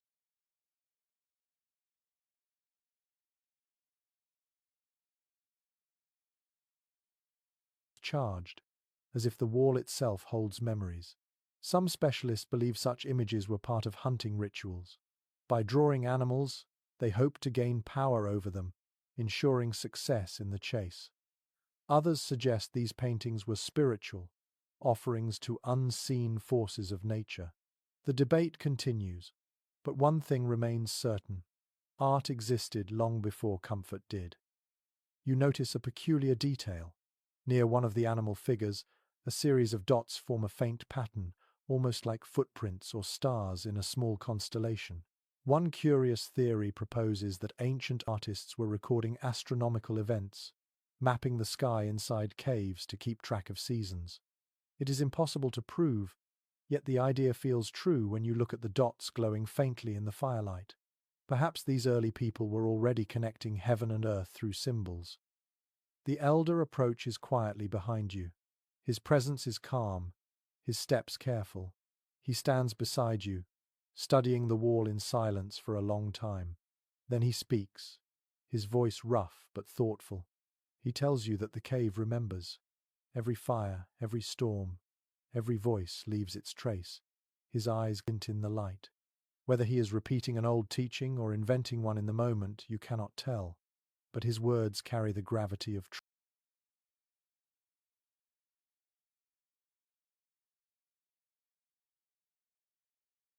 truth. He gestures to the wall, tracing one of the animal shapes with the tip of his staff. He explains, in his slow way, that these figures are not just art but a promise. When the tribe returns here next winter, the spirits will know their names. The drawings are a map of memory, guiding the living back to safety. You nod, feeling the depth of it. You think about how modern people use signs, writing, and symbols to keep track of time and place. These markings are the beginning of that impulse. They are messages left across generations, proof that thought itself was already evolving beyond survival. The elder turns to go, leaving you with the fire and the wall.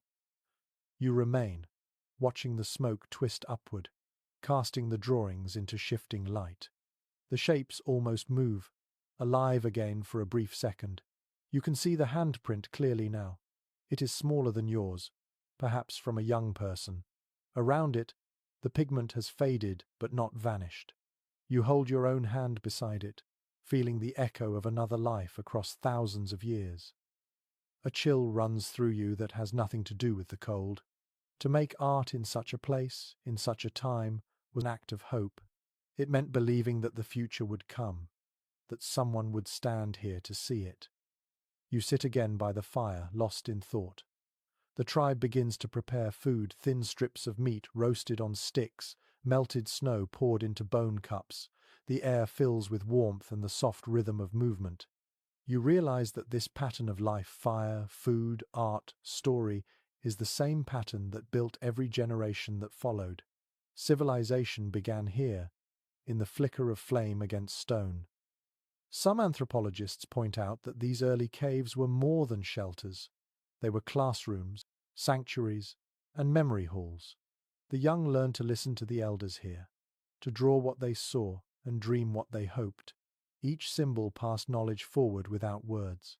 You can almost feel that continuity humming in the air around you. The elder begins to chant softly again, his voice blending with the crackle of fire. The sound carries through the cave, wrapping the space in rhythm. The marks on the wall seem to shimmer in time with his song, as if they are listening.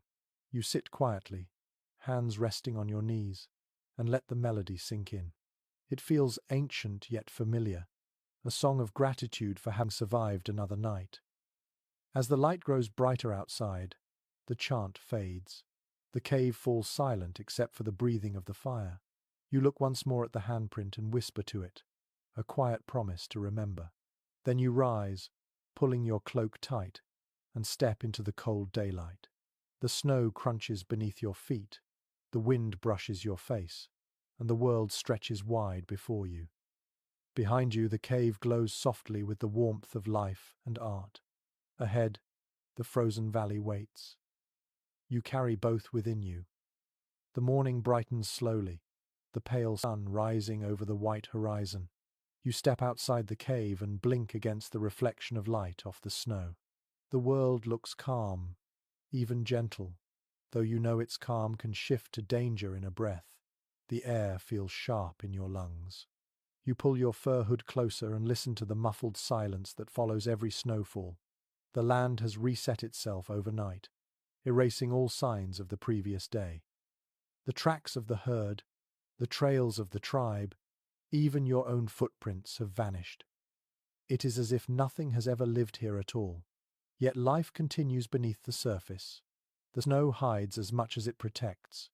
You crouch down and scoop a handful of it, feeling the texture, soft at the top but packed tight underneath.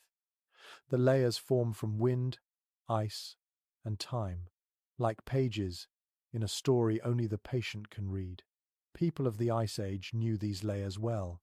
They understood that snow could kill through cold or save through shelter. It all depended on how it was shaped. According to archaeological research in the northern plains, early humans and even Neanderthals learned to use snow as insulation. They built shallow pits lined with branches and animal hides, then covered them with snow to trap heat inside. Some researchers call these the first winter shelters. Simple, yet brilliant. You imagine yourself digging into a snowbank, carving out a hollow where wind cannot reach. It feels strange to think that safety could be found inside what appears most dangerous. You walk a few steps farther, your boots sinking with a satisfying crunch. The valley below glows with shifting shades of silver and white. Thin wisps of mist drift through the air, twisting between trees like slow-moving ghosts. You run your hand over the nearest snowdrift. It feels cool, smooth, and alive in its own quiet way. The cold does not feel cruel now. It feels purposeful, like the land itself is testing your understanding. There is an odd but fascinating fact recorded by scientists studying ancient Arctic dwellers. They found traces of soot inside layers of compacted snow, suggesting that some Ice Age camps deliberately used snow domes to house small fires. At first glance, it seems impossible. Fire inside snow should melt it instantly, yet the trick lies in balance. If the walls are thick enough and the fire small enough, the inner layer melts just slightly, refreezing into a smooth, glassy shell that strengthens the structure. The result is a shelter both fragile and strong, warm and cold at once. You picture the scene: a small circle of people sitting inside a hollow of snow, their faces lit by a faint orange glow. The walls shimmer like crystal, and the fire hums softly, safe inside the very element that should have killed them. The image fills you with quiet awe. Humanity has always found ways to turn danger into refuge. You decide to test the idea. With your spear and a curved bone tool, you begin to dig near the edge of the cave where the snow has piled thickly. The top layer gives easily, light as air. Deeper down, the snow becomes dense and icy. You carve slowly, shaping a hollow just large enough to sit in. When you crawl inside, the sound of the world changes instantly. The howling of the wind fades. The air feels still, close, and strangely peaceful. You can hear your heartbeat more clearly than the forest. Inside this temporary cocoon, the cold does not bite as fiercely. The snow seems to breathe around you, holding in the faint warmth of your body. You realize how clever your ancestors were. To see possibility where others saw death requires imagination. Perhaps survival was always a kind of art. When you emerge, blinking against the bright sky, a few members of your group are watching. One laughs softly and nods in approval. You wave a gloved hand, and together you begin to build a larger shelter. With practiced rhythm, you carve blocks of snow from the surrounding drifts and arrange them in a circle. The blocks are heavy, but they fit together like puzzle pieces. The tribe works without words, guided by instinct and memory. Soon a rounded dome begins to take shape. Some archaeologists who study early northern communities believe that such cooperative building projects served not only practical needs, but also social ones. They required coordination, communication, and trust. In that sense, every snow shelter was also a lesson in community. Others argue that these structures were too rare to have much social impact, existing only in extreme conditions. But looking at your group now, working together without complaint, it feels easy to believe the first view. When the shelter is complete, you crawl inside and light a small fire in the center. The air fills with the scent of smoke and melting frost. A faint hiss echoes through the hollow, but the structure holds. The inner walls glisten like polished stone, and the firelight paints them gold. You touch one wall carefully. It feels damp but solid. A tiny droplet runs down your finger, cold and bright as a gem. You sit back and smile. The warmth is faint, but it is there. The sound of wind outside is distant, muffled by thick layers of snow. Inside, the world feels suspended in stillness. For a few moments, it is easy to forget the danger beyond this glowing bubble. You can imagine how people of your age might have felt the same: relief, pride, perhaps even wonder. There is a detail recorded by explorers who lived among Arctic peoples thousands of years later. They wrote that inside snow dwellings, voices sounded softer, almost musical, as if the walls turned every word into song. You test this idea now, whispering a few words to yourself. The sound echoes gently, round and warm. You laugh quietly, amazed that the snow itself can sing. The others join you inside, one by one, until the small space fills with breathing and laughter. Someone passes around strips of dried meat. Another adds a small bone lamp near the entrance. The light flickers against the shimmering walls, casting ripples of gold and white. It feels like sitting inside the heart of a frozen star. You realize that snow, once your greatest enemy, has become your ally. It shelters you from wind, softens the noise of the world, and reflects the light that keeps you alive. You rest your head against the wall, feeling the faint vibration of life moving through it. The boundary between you and nature no longer feels harsh. It feels shared. As the fire burns low, you listen to the soft breaths of your companions. Outside, the wind rises again, but it cannot reach you here. You close your eyes, wrapped in warmth, and the hum of quiet voices. The snow will hold until morning, and in this fragile shell of light and cold, you feel something close to peace. The dawn breaks again, pale and calm. The storm that had once swallowed the world has become a distant memory. You emerge from the snow shelter and stand for a long moment at its entrance, watching the morning light spill across the land. The sky has turned the color of soft silver, and the snow reflects it like a mirror.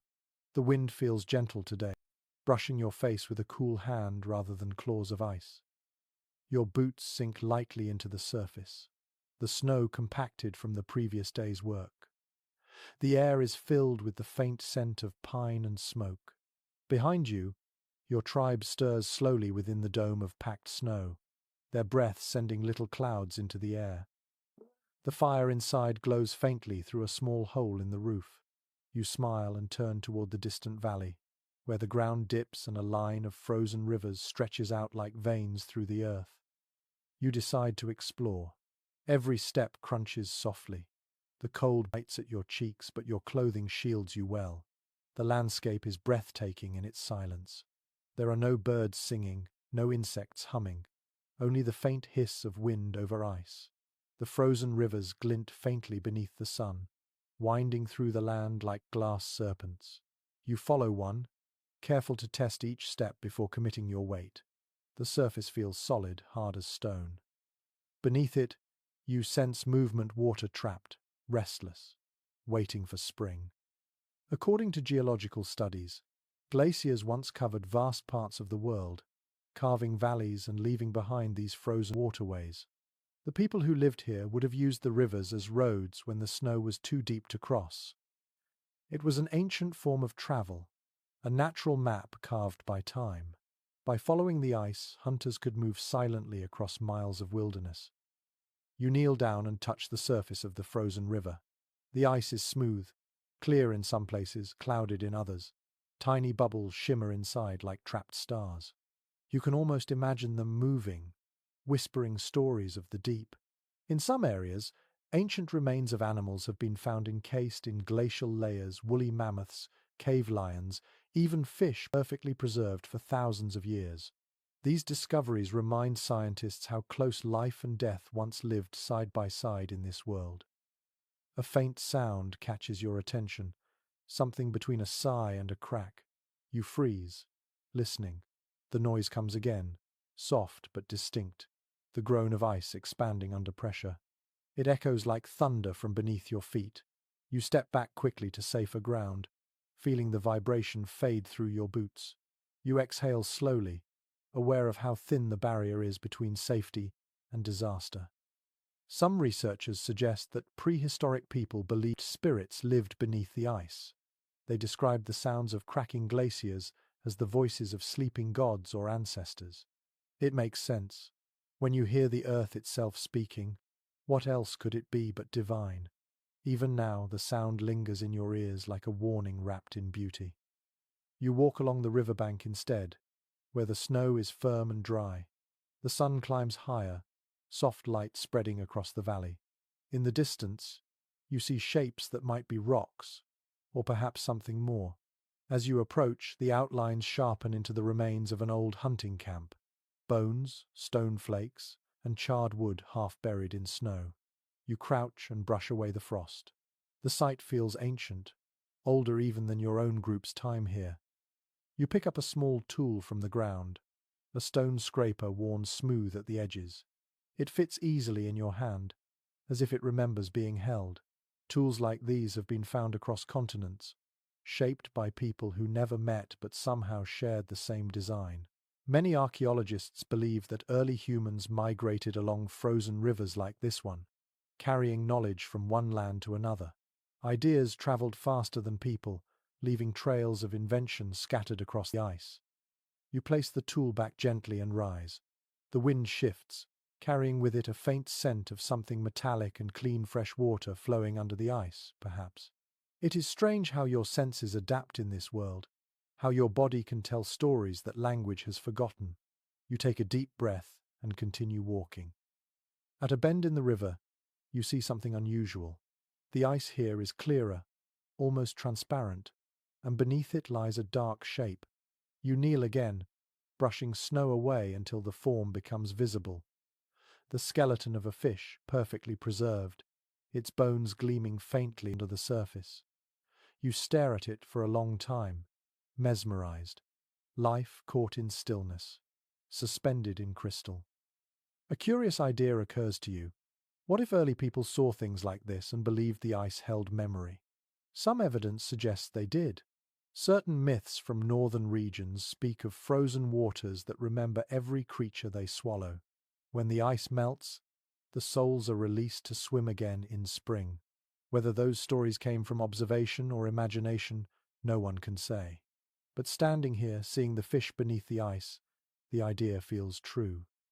You sit for a while on the edge of the river, letting the quiet settle around you. The wind brushes past your hair, and the sun glints across the surface like shifting fire. The world feels eternal, as if it has existed this way forever. Yet you know it changes with every thaw, every storm, every human step. You trace the path of the river with your eyes, following it as it disappears into the horizon. Somewhere far beyond, it must join other rivers, carving through mountains and forests until it reaches a sea that no one in your lifetime will ever see. Still, you feel a strange kinship with that distance. The same water that sleeps under your feet will one day move freely again. The thought comforts you. As the sun begins to sink, you rise and turn back toward the cave. Your footprints mark the snow behind you in a long, winding line. Each one looks small, fragile, yet together they form a trail that will last until the next snowfall erases it. You wonder if the people who once camped here left their tracks the same way, fleeting signatures written across a temporary world. The walk back feels easier, though the air grows colder with each passing minute. When you reach the snow dome, smoke still curls from its vent, faint and grey. Inside, laughter greets you. Someone is telling a story, voice rising and falling in rhythm with the fire. You duck through the entrance, greeted by warmth, by the smell of food, by life. You sit down, stretch your hands toward the flames, and glance at your companions. Their faces glow with the same light reflected from the snow outside. You realize that every journey into the cold, every step across frozen rivers and fields, always ends the same way, back to the circle of warmth and voices. Outside, the frozen river keeps its secrets. Inside, the fire keeps its promise. The snow crunches beneath your boots as you move through the valley, the air crisp and bright. Each breath steams in the morning light. You have been walking for hours, gathering wood and checking traps, your senses sharpened by hunger and cold. When you return to the cave, the fire is burning low. You kneel beside it and begin to feed it the small branches you collected, listening to the wood hiss as the ice on it melts. Your hands ache from the chill, the skin rough and split along the knuckles. You hold them over the rising flame, feeling the warmth creep slowly back into your fingers. Fire is more than comfort. It is medicine, companion, and memory. Archaeological findings show that ancient hearths were carefully maintained through entire winters, with ashes layered neatly to preserve coals overnight. The skill of keeping fire alive was passed from one generation to the next, a knowledge guarded more carefully than any weapon. You pick up a stone flake and begin to sharpen one of your bone tools. The scraping sound echoes softly in the cave. Sparks leap where stone meets bone. Tools like this are simple, yet elegant in their purpose. The earliest humans shaped such tools using hammerstones, creating sharp edges for scraping hides or cutting meat. What seems crude at first glance reveals a deep understanding of material and form. According to experts, these implements were the first expression of human technology, proof that thought could become creation. You pause to examine the bone. The tip is smooth, polished by hours of handling. You touch it lightly against your palm. It feels balanced, alive in your grip. The act of crafting tools was more than survival. It was identity. Each mark carried the story of its maker, every groove a trace of time spent in focus and patience. It is difficult not to feel pride in such work. One interesting detail noted by archaeologists is that ancient people often decorated even their simplest tools. Lines, dots, and spiral patterns etched into handles, sometimes filled with ochre pigment. These markings had no clear practical purpose, yet they appear again and again in finds across continents. Some believe they were for grip, while others think they were expressions of ownership or even quiet beauty. The idea that someone could carve art into a tool built for survival reminds you that creativity and necessity have always lived side by side. You set the tool aside and reach for another, a needle carved from bird bone. The hole at its tip is so small you can barely see through it. You thread it with sinew, careful not to tear the delicate fibers. The thread pulls tight, strong as wire. You use it to mend a tear in one of your hides. The process is slow, but each stitch brings satisfaction. Your ancestors would have known this feeling well, the calm rhythm of creation in a world of chaos. Not far from the fire, one of your companions works with a scraper, cleaning the fat from a piece of hide. The smell is sharp but familiar. Together, you work in silence, the sound of scraping and sewing blending into a gentle music. It is strange how the simplest noises can bring comfort. Work becomes a form of meditation, a way to steady the mind when the world outside is uncertain. Some anthropologists believe that these shared moments of labor helped shape early social bonds. Cooperation in silence built trust, while repetition brought peace. Even now, as you mend and carve, you feel the connection between motion and thought. The task requires no words, yet it speaks volumes. When you finish, you sit back and admire your work. The repaired hide looks sturdy again. The bone tools lie in a small pile beside you, each one sharp and ready. The firelight dances across their edges, casting small glints of reflected light onto the cave wall. You realize that these are the first forms of technology, not in the sense of machines, but as extensions of human thought. They are bridges between idea and reality. You think about how many generations have refined these designs. Over time, people learned to use fire to harden wood, to heat and flake stone more precisely. These were not accidental discoveries, but steps in an invisible ladder of knowledge. Some researchers argue that the rise of toolmaking sparked the growth of imagination itself. Each improvement required foresight, memory, and experimentation qualities that define humanity. Others disagree, suggesting that creativity came first, that imagination inspired the making of tools. Either way, the link between mind and hand is unbreakable. You lift one of the scrapers and study its shape again.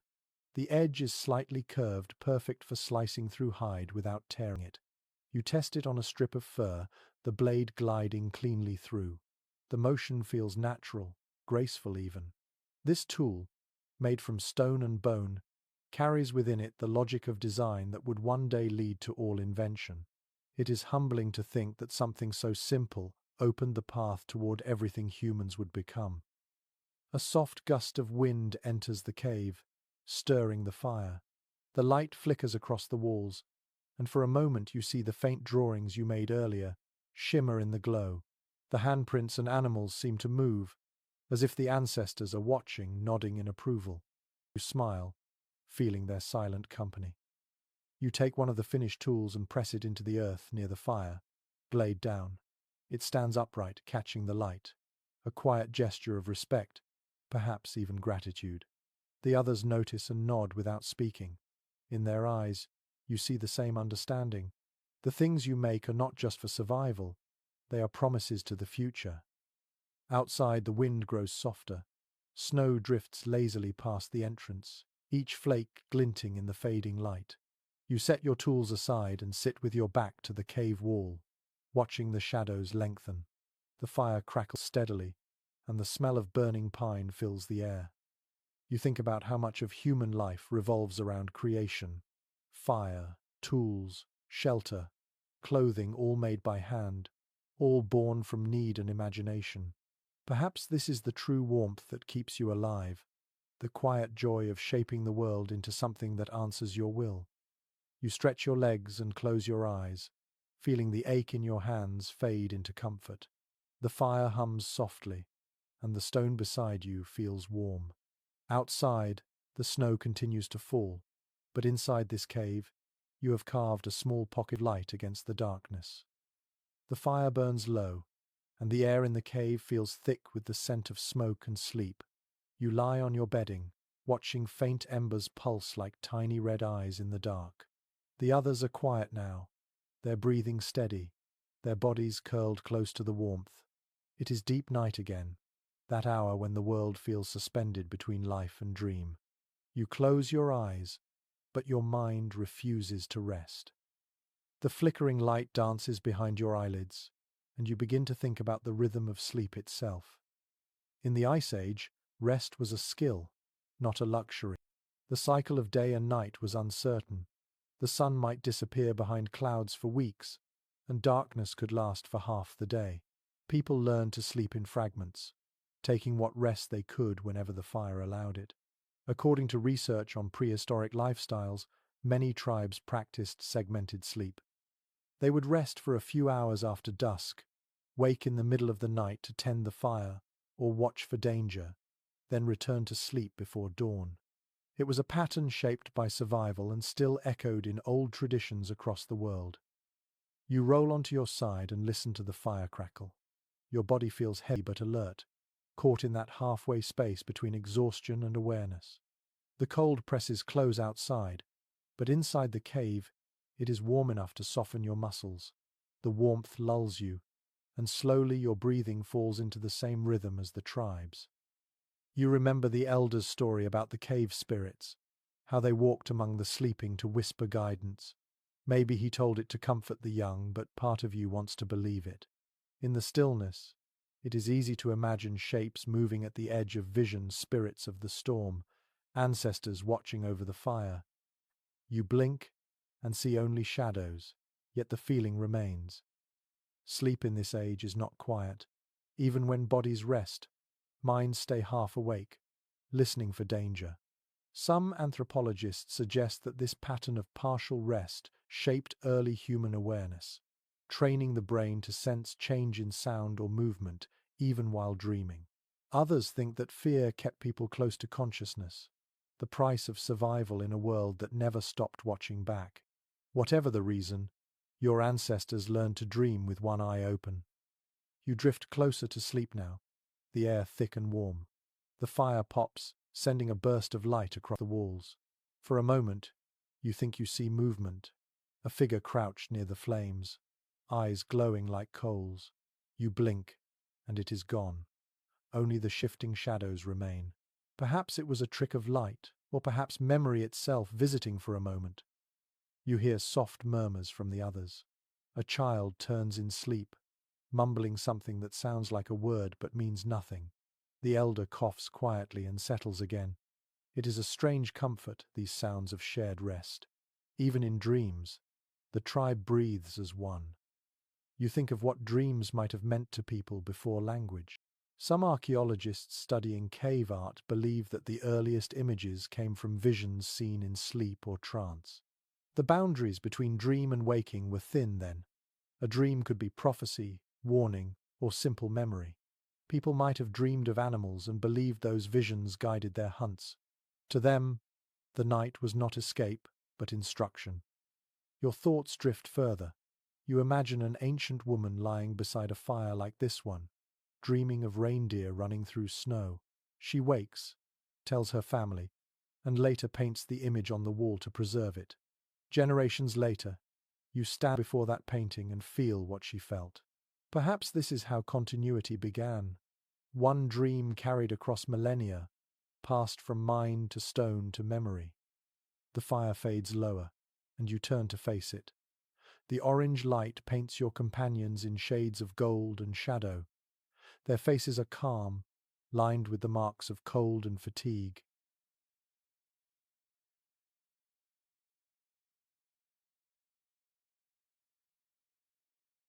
Yet peaceful. You realize that these moments sleeping together, breathing together, are what made humans a species of endurance. Alone, no one could survive this world. Together, Even rest becomes a shared act of strength. You adjust the furs over your shoulders and close your eyes again. Outside, the wind sighs gently through the trees, a low, endless whisper. You imagine it carrying messages from distant lands, perhaps even from other tribes sleeping under the same sky. Somewhere far away, another fire burns, another group breathes in rhythm with yours. The thought connects you to them, invisible threads stretching through the cold night. A strange memory surfaces, something the elder said before. He once claimed that sleep was a way of speaking to the earth. When people rested close to the ground, the earth listened and answered in dreams. You smile at the idea, simple and beautiful. Perhaps that is why every dream feels like it belongs to the soil, to the stone, to the fire that hums just above it. The fire crackles again, pulling you back from the edge of dreaming.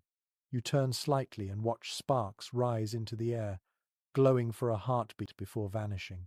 Each spark is like a thought, bright and fleeting.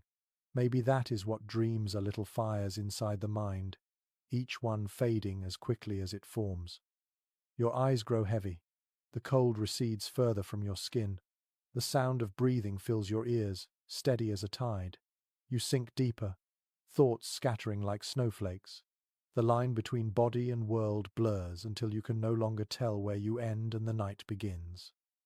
Time loses meaning. You drift through warmth and shadow, through memories that might not be yours. For a moment, you stand in sunlight that has not yet been born. Then everything quiets again. In this stillness, you understand something simple and profound. Even in the harshest cold, rest is an act of faith. To close your eyes here is to trust the fire, the tribe, the earth itself. Sleep is surrender, but also courage. You exhale once, long and slow. The sound blends with the breathing of the others. The last thing you feel before sleep takes you is the faint vibration of the fire beside you, alive and steady, keeping its quiet promise until dawn. You wake to the sound of something moving outside. The noise is soft at first, almost gentle, like snow shifting under its own weight. Then it comes again, heavier this time. You open your eyes. The fire has burned down to glowing coals, and the cave is dim with morning light. The others are still asleep. You move quietly, pulling on your boots and reaching for your spear. Outside, the air feels sharp enough to cut. A pale fog drifts low across the ground. The snow crunches beneath your feet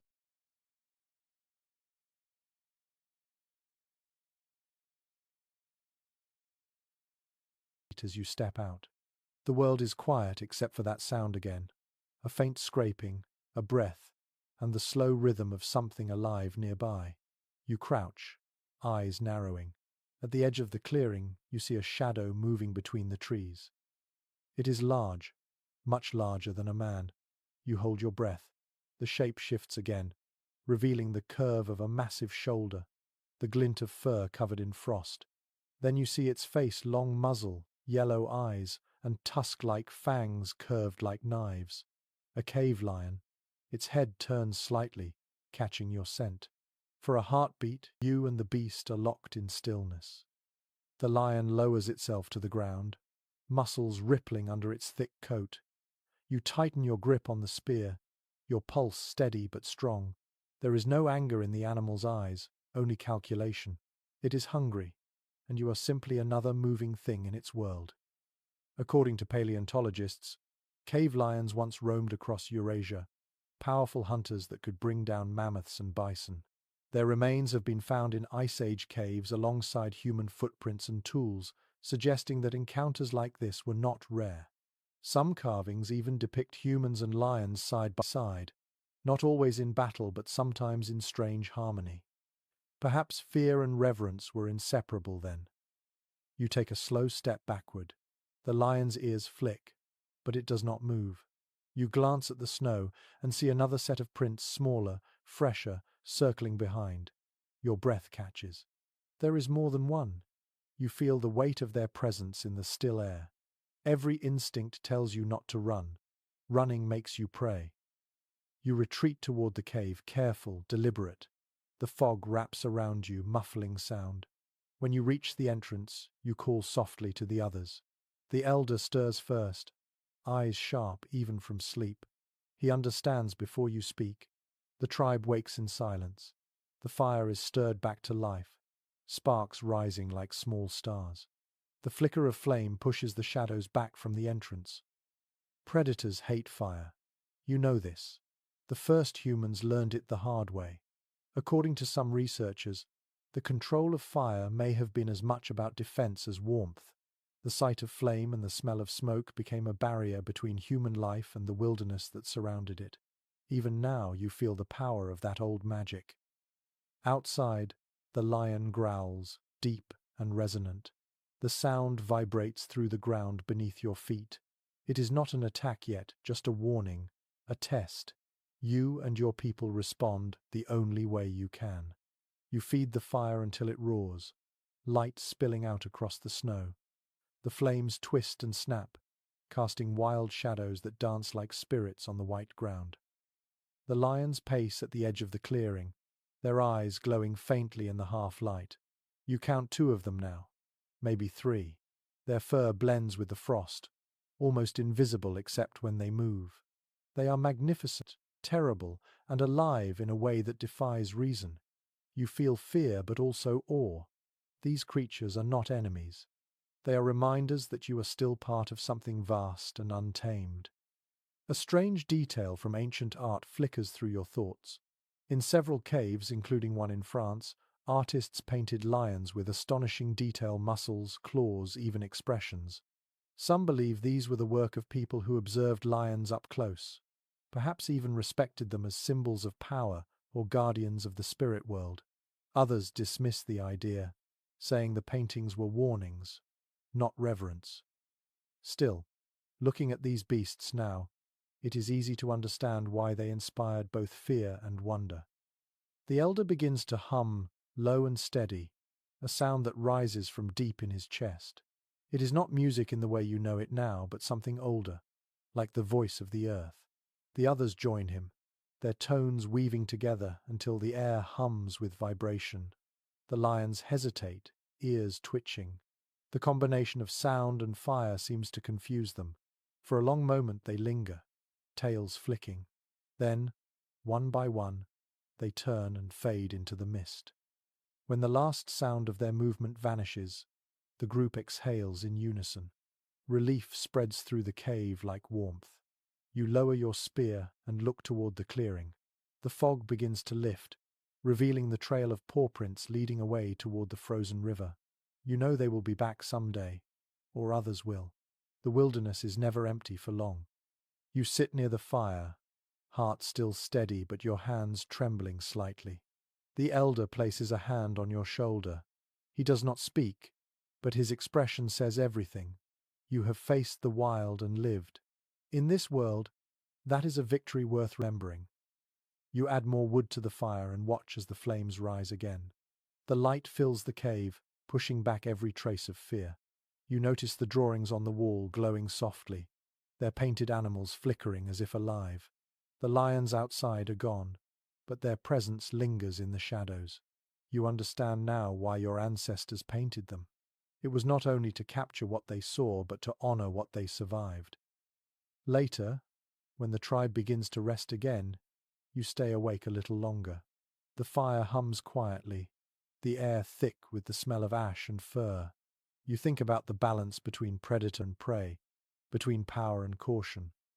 The Ice Age never gave gifts freely. Every moment of peace was earned through alertness. You close your eyes finally, the echoes of the lion's roars still vibrating faintly in your chest. The wilderness has tested you, but it has also accepted you. The fire burns bright enough to hold back the dark, and for now, that is all you need. The next morning arrives softly. Pale sunlight filters through the mist, and the snow sparkles as if sprinkled with crushed glass. The cold feels gentler after the long night, its edge dulled by survival and fire. You stretch your arms and breathe in the crisp air that drifts through the cave entrance. The memory of the lions lingers like a story told in whispers. Outside, their tracks snake away toward the horizon, already filling with new snow. The tribe moves slowly, careful not to disturb the fragile peace. Some gather firewood while others clean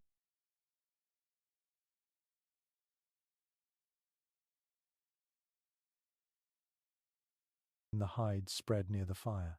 A few of the children sit near the entrance, their fingers tracing shapes in the frost. You watch them for a moment, realizing how easily play hides inside hardship.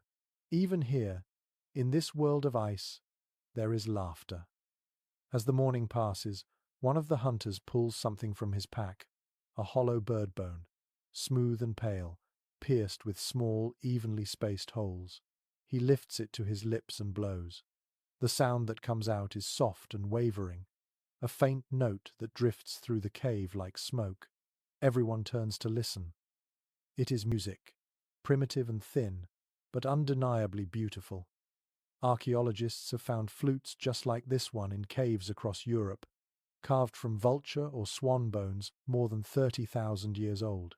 The spacing of the holes shows an understanding of tone and pitch far older than anyone once believed. These instruments were not made for hunting or labor. They were made for something deeper, perhaps for calm, or prayer, or memory. Perhaps just to remind people that even in a frozen world, beauty still had a place. The hunter plays again, this time more confidently. The melody is simple, rising and falling like the wind.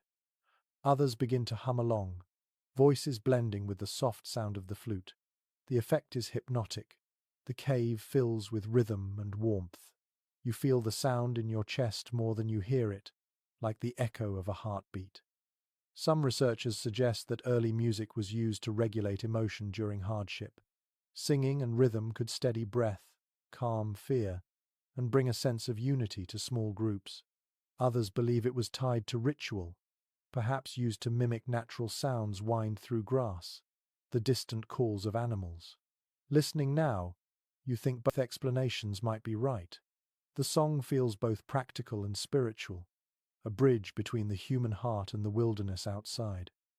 The music grows louder as more people join in. One person keeps time by tapping two stones together. Another uses a piece of antler to strike a hollow log, producing a low, resonant beat. The children clap their hands against their knees, their laughter blending into the rhythm. It feels as if the entire cave is alive, breathing in harmony. You close your eyes and let the sound carry you. For a moment, you are not cold or hungry or fearful. You are simply part of something vast, something older than words. The song swells and fades, echoing softly through the air. The walls seem to glow, and the smoke rising from the fire twirls as if dancing with the melody. An unusual discovery made by modern researchers adds another layer of wonder. In some ancient caves, acoustic studies have revealed that painted chambers often coincide with spots that produce strong echoes or unique resonance. The people who created the art may have chosen these places not just for light or safety, but for sound.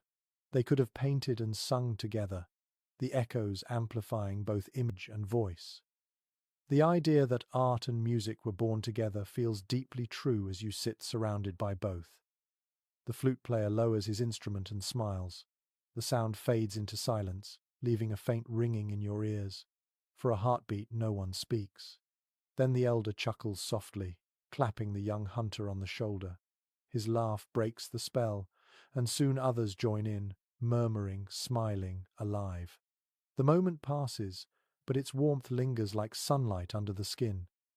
You notice how the sound has changed the air in the cave.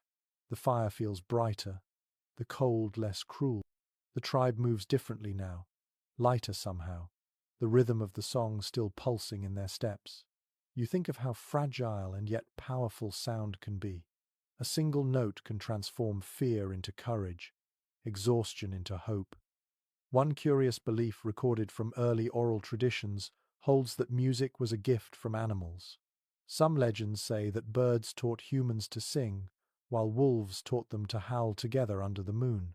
Maybe that is why so much ancient music imitates nature. It is a dialogue, not a performance. When you listen closely to the wind outside, You hear the same pattern as the flute's tune, a repeating rise and fall. It feels like conversation across time. You take the flute when the hunter offers it. The bone is smooth and warm from his touch. You press it to your lips and blow gently. The sound wavers but finds its voice, a small note floating through the smoke. The others smile and listen. You close your eyes and play again, letting instinct guide your breath. The melody that comes is your own, simple, a little uneven but alive. The elder nods, murmuring something that sounds like a blessing. He tells you that every sound carries a spirit, that music invites the world to listen. His words make sense in this place. When you play, it feels as if the fire leans closer, the air thickens, and even the cold outside pauses to hear. You hand the flute back, and the hunter sets it beside the fire. The tribe begins preparing food, cutting meat, stirring snow into melted water. The rhythm of work returns, but softer now, touched by the echo of song. You help where you can, still humming under your breath. The melody clings to you like a warm memory. As the day fades into dusk, the light outside turns golden, filtering through clouds like thin silk. The snow reflects it, glowing faintly as though the ground itself has caught fire. The tribe gathers near the entrance, watching the sun sink below the horizon. Someone begins to hum again. The tune rises quietly into the air, blending with the sigh of wind and the crackle of fire. In that moment, the wilderness no longer feels empty. It listens, it hums back. And as darkness folds over the valley once more, the music fades into silence, but the peace it leaves behind stays with you, steady as a heartbeat. Night returns like a quiet tide, slipping across the snow with a silver glow. You sit close to the fire, its warmth painting gold across the walls of the cave. The sound of the flute still lingers in your ears, faint and soothing, like an echo that refuses to fade. The tribe settles around you, their movements slow and calm. Some lie down to sleep, others whisper softly, their words drifting in the smoke like small pieces of warmth. You glance at the woman sitting across from you. She is mending a tear in her cloak, her fingers quick despite the cold. The light of the fire touches her hair, turning it to copper. When she notices you watching, she smiles, small but real. You return the gesture, and for a moment the whole frozen world seems to shrink to this single circle of light. Love, in this age, is not a luxury or a story. It is a quiet partnership built in the rhythm of survival. Two people sharing warmth beneath a single fir, splitting the last strip of dried meat, or keeping watch so the other can rest. It is the kind of affection born not from abundance, but from trust. Archaeologists studying prehistoric graves have found pairs of bodies buried together, sometimes hand in hand. Some interpret these as signs of early romantic bonds, proof that even in the most brutal conditions, humans chose connection over isolation. You move closer to the fire, and she hands you a small bone needle. The thread is sinew, pale and strong. Together you work on mending another hide, passing the needle back and forth. The work is simple, but each motion feels deliberate, sacred even. It reminds you of the way music filled the cave earlier, the same rhythm, the same quiet harmony. The fire crackles softly, and the rest of the world fades away. There is something almost miraculous about companionship in a place like this. It is a rebellion against the emptiness.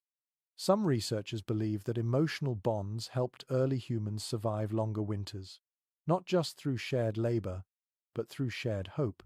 People with someone to care for, or to be cared by, fought harder against despair. The heart, it seems, was as vital to survival as fire and food. You glance again at the woman beside you.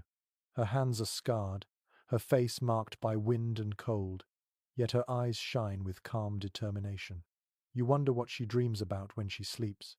Maybe she dreams of green fields untouched by snow, or of sunlight that never fades. You imagine lying beside her then, the world soft and warm instead of sharp and bright. The thought makes you smile without meaning to. She notices and laughs quietly. The sound is small but cuts through the night like a spark. For a moment, even the fire seems to listen. You do not speak, but you do not need to. Words are new in this world, still learning their purpose. Meaning lives in silence, in glances, in shared motion. A curious theory from modern anthropology suggests that love itself may have evolved as a survival mechanism. The pair bond between two people increased the chances of raising children, hunting successfully, and defending shelter. But that explanation feels too simple. Sitting here, watching her smile in the firelight, you sense something deeper, something not born of calculation, but of recognition. Perhaps love began when humans first saw themselves reflected in another's eyes and decided to stay. Outside, the wind rises again, but softly this time. It slides across the mouth of the cave, creating a faint whistle like a lullaby. You look toward the entrance and see snow drifting gently past. The world feels still, as if it too has paused to rest. You reach for a piece of wood and feed it to the fire. The flame leaps higher, painting new shadows along the walls. She finishes the stitching and sets the cloak aside. Then she leans her head against your shoulder, sighing quietly. The gesture is simple, but it carries a weight beyond words. You feel her warmth through the layers of fur, steady and human. In a place where everything freezes, the smallest touch feels infinite. You think about how early people might have expressed affection before language. Some carved small figures from bone or ivory, shaped with care. Many of these have been found buried near hearths or tucked into resting places. The meaning of these carvings remains a mystery. Some see them as fertility charms, others as portraits of loved ones. Perhaps they were both. Perhaps each one was a prayer not just for survival, but for closeness. The elder, lying near the fire, opens his eyes briefly. He watches the two of you and smiles, a knowing, quiet smile. He says something low and gentle, a phrase in his rough tongue that sounds like blessing. Then he closes his eyes again, his breathing falling back into rhythm with the crackle of the fire. You sit for a long time without speaking. The air grows warmer as the fire burns higher. Your heartbeat slows, matching the pulse of the flames. You are aware of every small sound, the sigh of wind, the shifting of furs, the pop of sap inside the burning wood. The world feels alive and still at once. In the distance, far beyond the cave, a wolf howls. The sound stretches across the valley, deep and mournful. Another answers, closer this time. The woman beside you tilts her head, listening. The sound is not frightening. It feels like music, an echo of the flute's melody carried by the wilderness. You both listen until the last note fades into silence. Some legends passed down through later cultures claim that wolves and humans once shared an unspoken kinship, bound by mutual respect and mirrored longing. The howls in the night might have been both challenge and song, a reminder that love and loneliness can exist side by side. Hearing it now, you feel that truth settle inside you like warmth. You close your eyes. The fire hums quietly. The air smells of ash and fir, and the presence beside you feels solid and real. The world outside may be frozen, but here, within this small circle of light, life beats steady and slow. You reach for her hand beneath the furs. She squeezes back, her fingers rough but gentle. Neither of you speaks. The fire glows between you, the oldest witness of all. In this silence, something shifts quietly inside you. Not fear, not hunger, but the realization that warmth shared is worth more than warmth alone. You lean your head against hers and let the sound of the fire lull you towards sleep. The night deepens, and the cave becomes a cradle of light, holding both of you safe until dawn. The morning arrives slow and pale. The snow outside has settled into soft mounds, glittering faintly beneath the light of the hidden sun. Inside the cave, the air is thick with warmth and smoke, the last curls of ash drifting upward like breath from the sleeping earth. You open your eyes to find the fire still glowing faintly. The woman beside you sleeps with her arm draped across her chest, her face calm and still. You sit up quietly, stretching the stiffness from your back. The familiar ache feels almost comforting now, a reminder that your body is still working, still alive. The others begin to stir one by one. The elder wakes with a low sigh, his joints creaking as he moves closer to the fire. A few hunters whisper among themselves, planning the day ahead. Outside, the wind hums faintly, distant and steady. The rhythm of survival continues. You step into the open air, blinking against the brightness. The cold greets you instantly, sharp but clean. You fill your lungs with it, feeling both pain and clarity at once. The snow crunches underfoot as you move toward a patch of bare earth near the rocks. There you find small plants poking through the frost, their leaves dark and waxy. You kneel, brushing snow aside to uncover more. Medicinal herbs. The healer's trade. People of your time understood these plants through generations of memory. They learned by watching animals what roots they chewed when sick, what leaves they avoided. This slow, collective wisdom built the earliest form of medicine. According to studies of ancient sites, bundles of herbs have been found buried alongside tools and ornaments, suggesting that healers held a special place within their tribes. They were keepers of both knowledge and hope. You pluck a few stems carefully and return to the cave. The elder watches you, nodding as you approach. He gestures for you to sit. His face is lined like weathered bark, but his eyes are bright, alive with memory. He begins to speak softly, pointing toward the herbs in your hand. His words carry the weight of teaching. You listen closely, repeating the sounds as best you can. He explains, through slow gestures and murmured words, how these plants ease pain when boiled with water, how the roots soothe fevers, how the smoke drives away insects that carry sickness. You watch his hands move with precision. They tremble with age, but every motion is sure. When he grinds one of the roots against a flat stone, a strong, bitter scent fills the air. You help him pour water into a small pot made of clay and ash. The liquid begins to bubble, releasing steam that smells sharp and earthy. He dips a piece of hide into the mixture, wringing it out before placing it over a burn on one of the younger hunter's arms. The boy winces, then exhales. You can see the relief spread through his shoulders. It is strange to think that healing here does not come from comfort or luxury, but from courage. To touch pain directly and turn it toward recovery is an act of faith. Some anthropologists believe that early healers were also the first storytellers. Their words soothed as much as their remedies did. The promise of recovery was part medicine, part magic. The elder reaches into a pouch and pulls out a few small stones, each one etched with faint lines. He holds one out to you, explaining that these markings represent certain herbs and ailments. It is his way of keeping record, a memory carved into rock. You run your thumb over the lines and feel the faint grooves. They are crude but deliberate. It may be the earliest form of written language the human need to remember, captured in stone. An unusual detail mentioned by some researchers suggests that smoke itself was believed to have power. People burned herbs to cleanse air and drive away illness. You see the elder do this now, tossing dried leaves onto the fire. The cave fills with a sharp, aromatic scent, making your eyes water slightly. The smoke curls toward the ceiling, carrying its invisible prayer upward. You watch the younger hunter, his arm now wrapped neatly, sitting quietly near the flames. His breathing steadies. Around him, the tribe continues its slow dance of daily tasks. Some scrape hides, others prepare tools, a few melt snow for water. Life here is a steady rhythm, fragile but unbroken.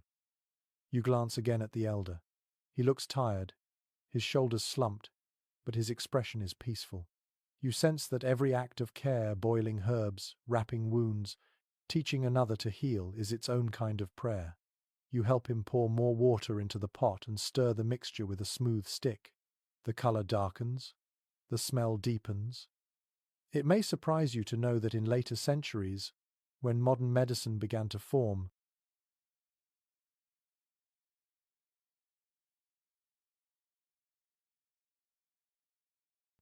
traces of these same herbs would reappear in the earliest written records.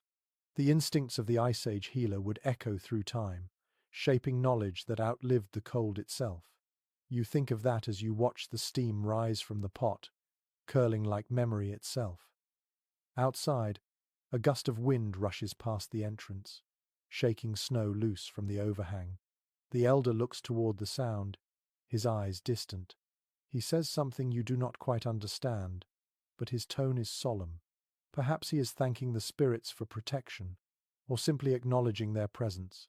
It is easy to believe in unseen forces here, where every breath depends on mercy. The woman who slept beside you earlier brings the elder a cup made from bone, filled with melted snow. He drinks slowly, his eyes closing in gratitude. You feel a quiet respect rise inside you. The healer is the tribe's memory, its heart. When he is gone, his knowledge must live on in those who watched and listened. You take another handful of herbs from the bundle and begin to grind them as he did, careful to match his rhythm. The stone feels rough beneath your hands. The scent fills the air again, sharp and clean. The elder nods with approval. The faintest smile crosses his lips.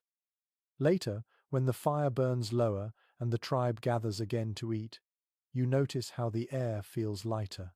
The wounded boy laughs softly, the others relax, and the elder hums an old tune under his breath. Healing, you realize, is not only for the body, it is for the spirit that refuses to surrender. You sit quietly near the fire, your fingers stained green from herbs, your heart steady with warmth. The cave glows with light and life. Outside, the world is still ice and shadow, but inside, the air hums with something stronger than survival. You look at the elder, who now rests with his eyes half closed. He has given you something beyond medicine. He has given you understanding, the knowledge that care, even in the smallest act, is what keeps the heart alive through the longest winter.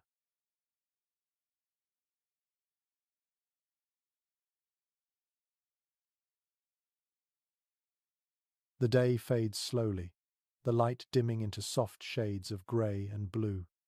The wind outside has calmed, and the air feels thick and still, as if the world is holding its breath.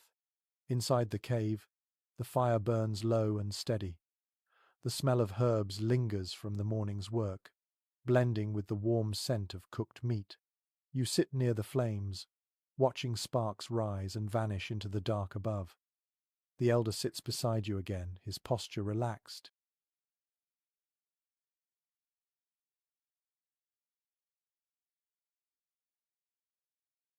His gaze lost in the fire. The others settle around him, forming a loose circle.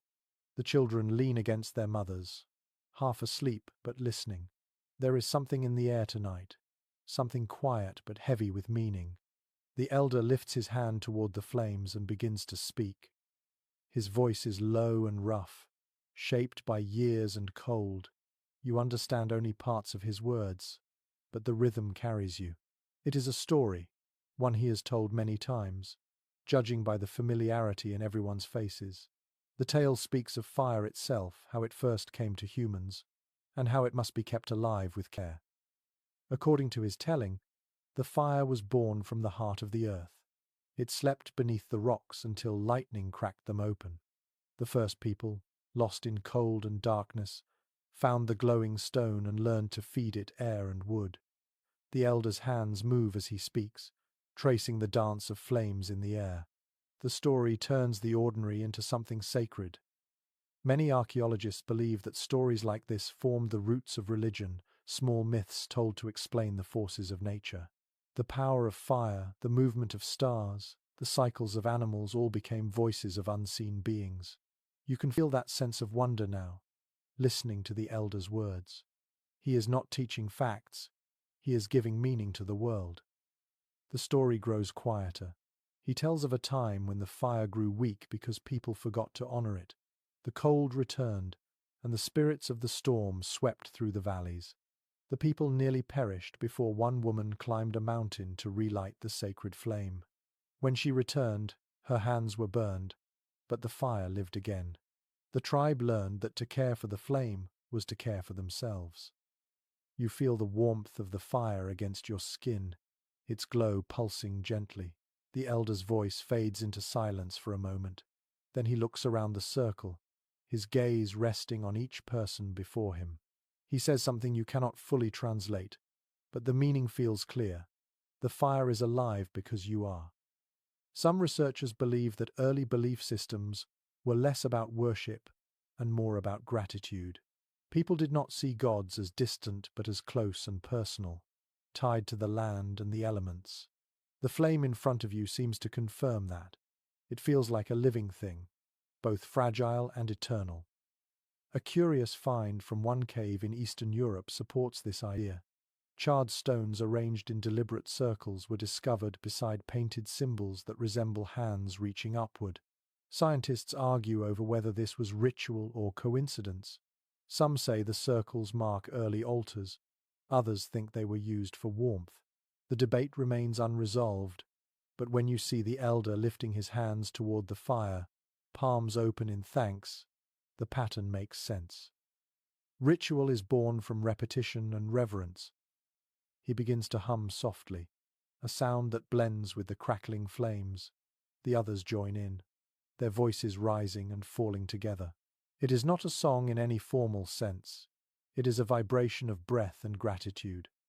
The sound fills the cave until the walls seem to hum back. You join without thinking, the tone deep in your chest. The fire flickers higher, and for a moment you believe it truly listens. The hum slows, then stops. Silence follows, soft and powerful. The only sound left is the slow crackle of the wood. The elder leans forward, taking a small piece of charcoal from the fire. He draws a dark line across the floor, connecting the hearth to the cave entrance. Then he looks at you and gestures for you to finish the line. You kneel, pick up a charred stick, and complete the mark, your hand trembling slightly. He smiles faintly and places his hand over yours for a moment. The gesture feels like initiation, though no words make it official. It is as if you have joined a lineage of caretakers stretching back beyond memory. You understand now. The fire is not merely for warmth or light. It is history, passed from one hand to the next. The elder leans back and closes his eyes, satisfied. The others whisper quietly, settling again around the flames. A few add wood, careful not to smother the glow. You watch the smoke twist upward into the dark ceiling, where it disappears like thought itself. Later, after everyone has fallen asleep, you remain awake. The fire continues its slow breathing, red and gold. You think about the story, the woman who carried flame through the storm, the lesson of remembering to honor what sustains you. You reach out your hand and let the heat brush your fingertips. It is alive, yes, but it is also fragile. Without attention, it dies. Without care, warmth fades. You realize that this is the foundation of faith, to believe that small acts of care can keep the world from falling apart. Feeding the fire, watching the sky, sharing food, telling stories, each act a thread holding chaos at bay. You add one more stick to the flame. It catches quickly, bright and clear. The shadows leap higher on the walls, dancing in familiar shapes. People, animals, mountains, and the endless snow beyond. For a moment, it feels as if everything, the tribe, the cave, the fire itself is connected by a single heartbeat. You sit quietly, letting that thought settle. The cold outside is still infinite, but inside, the light feels enough. The fire hums its low song of survival, and you hum with it, softly, until sleep finds you again. Morning arrives quietly, the light soft and blue. The cave is filled with the gentle smell of smoke and ash. You wake to the sound of boots crunching outside. The air inside is cool but not biting. Someone has already added wood to the fire, and thin smoke trails lazily toward the ceiling. The warmth feels alive again, and you take a slow breath, letting it fill your chest. When you step out, the sky has turned pale grey, heavy with snow that refuses to fall. The wind is calm, the kind of calm that comes before a long storm. You scan the horizon. The white hills roll away into mist, endless and silent. Then you see movement in the distance, a figure walking slowly toward the cave. You tighten your grip on your spear. The figure grows clearer, wrapped in furs and carrying something over one shoulder. It is one of the hunters who left days ago, the one who had gone to track the herds across the frozen plain. His return feels almost unreal. You watch as he draws closer, his steps slow but steady, his breath visible in long white clouds. When he reaches you, he drops to one knee, exhaustion etched into every motion. The bundle he carries is a hide sack filled with meat, his face covered in frost. His eyes are bright with relief. You help him inside, guiding him toward the fire. The others gather, their murmurs soft but filled with joy. The elder smiles faintly, his eyes glistening. The hunter has come back from the wilderness alive. He sits by the fire, holding his hands over the flames. His voice cracks as he begins to speak, telling his story in broken phrases. You listen carefully, filling in what words cannot express. The snow had fallen hard after he left, covering the tracks of the herd. He followed faint signs for 2 days, through wind and hunger, until he reached a valley where mammoths had once passed. Their trails were frozen into the earth like scars. He hunted smaller game instead, snaring birds and catching fish from a half-frozen stream. His pack, now resting beside the fire, carries the proof of his journey. The group listens in silence. Survival stories are not told for entertainment, here they are lessons. Every word holds knowledge. The hunter describes a place beyond the hills where the snow lies thinner, where the air smells of pine instead of salt. He says he saw marks of other people, old footprints turned to ice. They might have passed weeks ago, or longer. His voice lowers when he speaks of strange shapes he saw in the distance, figures moving against the light, too far to identify. Perhaps another tribe, perhaps shadows. Some scholars studying migration patterns have found evidence that early human groups met rarely, but sometimes exchanged goods or mates when paths crossed. It was both risk and opportunity. When two groups met, they could share knowledge or fight for food. The hunter's tone holds that same uncertainty. His eyes drift toward the cave entrance, as if still expecting to see movement on the horizon. The elder nods slowly.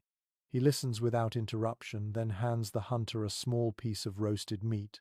The man accepts it, eating in slow, measured bites. The others begin to talk softly, voices rising and falling like wind through dry grass. You notice how they glance toward the cave mouth again and again, their instincts sharpening. The idea of strangers out there unsettles them. In this frozen world, every unknown presence is both hope and danger. After a while, the elder stands and walks toward the wall where the old drawings shimmer in the firelight. He picks up a charred stick and adds new lines to the stone curves for mountains, dots for fire, and small stick-like figures. The new markings expand the map of memory. Each drawing is a message for the future, proof that someone returned. You realize the hunter's story has already become part of your shared history. Later, you sit with the hunter as he drinks from a small bowl of melted snow. His hands still tremble slightly, but there is pride in his eyes. You ask him about the far valley he spoke of. He tells you the ground there was littered with stones blackened by old fires. He had touched one, still faintly warm in the sun. The thought makes your heart tighten. Others have lived, struggled, and perhaps died in those same spaces. The land is filled with ghosts, but also with proof that humanity has never been alone. A curious theory among modern archaeologists suggests that the memory of such encounters may have shaped early myths of spirits or gods. The remnants of distant fires, the sight of old camps, the echo of voices on the wind, each could become a story of beings that once walked there. People needed explanations for presence and absence, for warmth that came from nowhere. Listening to the hunter's words, you can feel the seed of that belief. The tribe prepares food to share with the newcomer. The smell of cooked meat fills the cave. The women hum softly, their song mingling with the rhythm of the fire. The hunter sits between you and the elder, slowly regaining his strength. When he smiles, it is small but real. The warmth of the group surrounds him, just as it did when you first arrived here. Night comes early. The fire burns high again, casting deep orange light across the walls. The hunter finishes his tale, describing one last thing. On his journey home, he saw the northern sky shimmer with light, green and white ribbons moving across the darkness, silent but alive. The tribe listens in awe. Some glance upward, as if expecting to see it through the stone ceiling. You have heard of such lights before. Faint stories passed through generations. Later people will call them auroras, born of the sun's invisible winds. But here, in this world, they are spirits, fires of the sky dancing to remind the living that the heavens watch. The elder murmurs softly that it is a sign of welcome, a promise that the hunter's path was blessed. The group falls silent, each person lost in thought. For a long moment, even the fire seems to listen. When the story ends, you lie back on your bedding. The flames flicker gently, shadows swaying across the cave walls. You close your eyes and picture the lights moving in the sky, their glow sweeping across endless snowfields. You imagine travelers miles away pausing to watch the same lights, their hearts lifted the same way. The thought warms you in a way the fire cannot. The hunter sleeps at last, his face calm. The elder sits near the embers, humming a tune older than memory. You listen, and it feels like a prayer for everyone who has ever walked into the snow and returned. Outside, the wind rises again, brushing against the entrance with a soft, sighing sound. You know tomorrow will bring new challenges, new journeys, new cold. But tonight, there is peace inside the cave. The fire burns steady, the tribe rests, and far above, the sky carries its silent, glowing flame. Morning breaks softly, with light so faint it barely touches the horizon. The air feels still, suspended between calm and change. You wake to the sound of crackling wood and the low murmur of voices. The hunter who returned yesterday is already awake, his breath steady now, his strength restored. The others prepare to move again, gathering furs, tools, and bundles of dried meat. The elder sits by the fire, tracing lines in the ash with a stick. It is time to migrate. The storm has passed, and the world beyond the cave waits. You can sense it in everyone's movements, the quiet urgency, practiced rhythm. The Ice Age does not allow anyone to stay still for long. When the herds move, the people must follow. The caves, the fires, even the memories must travel. Archaeological studies of prehistoric tribes show that mobility was the key to survival. Families followed animal migrations and seasonal cycles, sometimes traveling hundreds of miles in a single year. Their footprints, preserved in layers of ancient mud and ice, reveal small groups moving together across vast distances. Migration was not adventure, it was the pattern of breath itself. You pack your belongings carefully. A few bone tools, a rolled hide, and a pouch of herbs. The woman who sleeps beside you helps tighten the leather straps across your shoulders. Her movements are efficient, calm.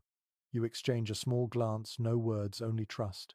Around you, the others work in silence, the sound of preparation filling the cave like music. When you step outside, the morning light stings your eyes.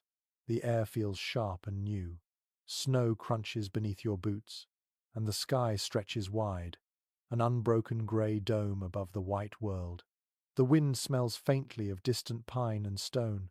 For a moment, you turn back to look at the cave. Smoke still rises from the fire within, a final thread of warmth curling into the cold air. You know it will fade soon, but its memory will remain.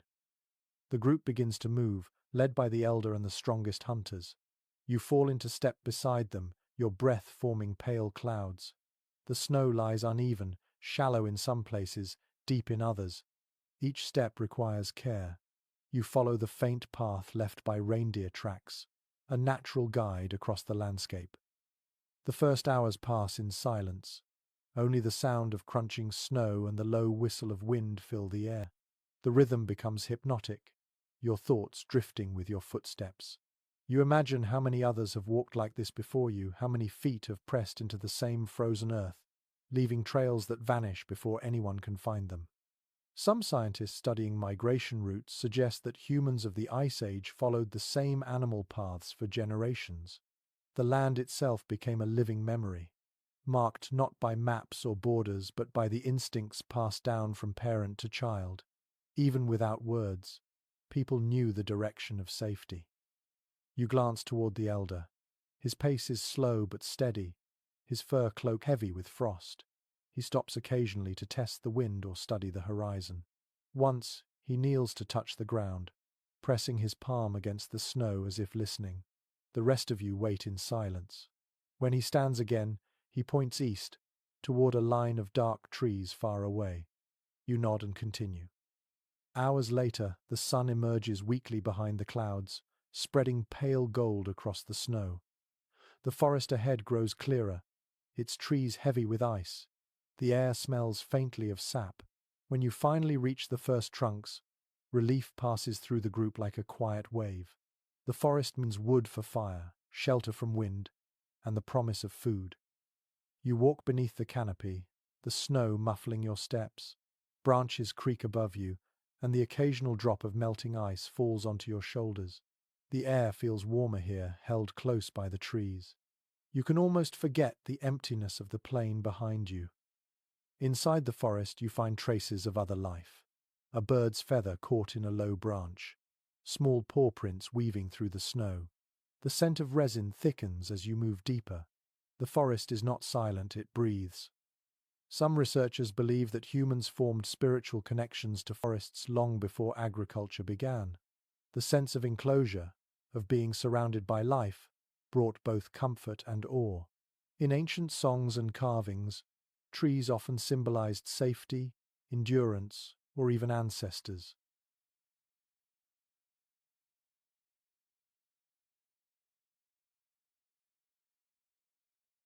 Standing here now, you understand why. Each tree feels older than memory, its roots holding the earth together.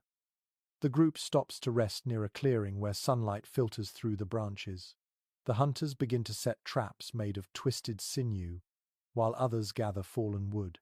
The elder sits beside a tree, resting his back against its rough bark. You sit near him, letting the quiet sink in.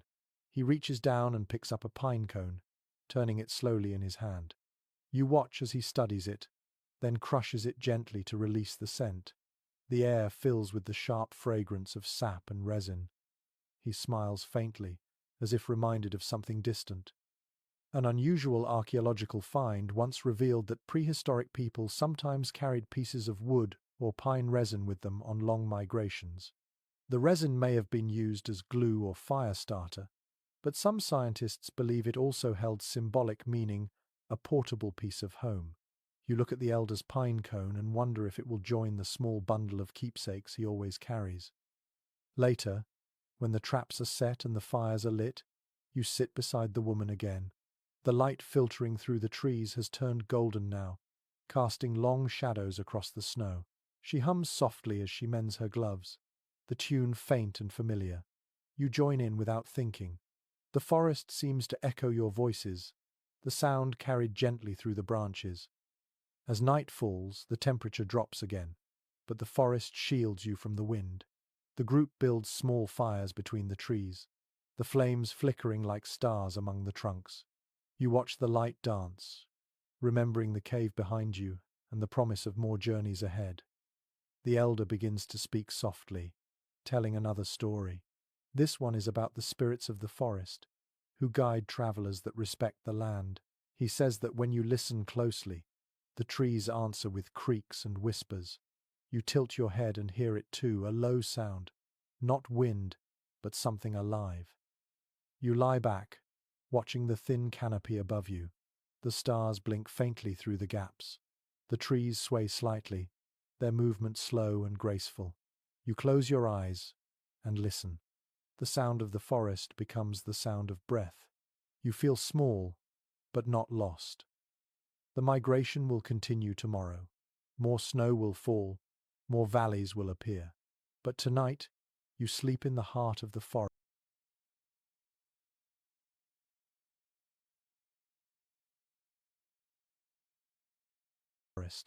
surrounded by the same life that your ancestors once trusted. The air smells of pine and smoke. The ground is cold but kind. And somewhere deep in the woods, the earth itself seems to hum a lullaby older than memory.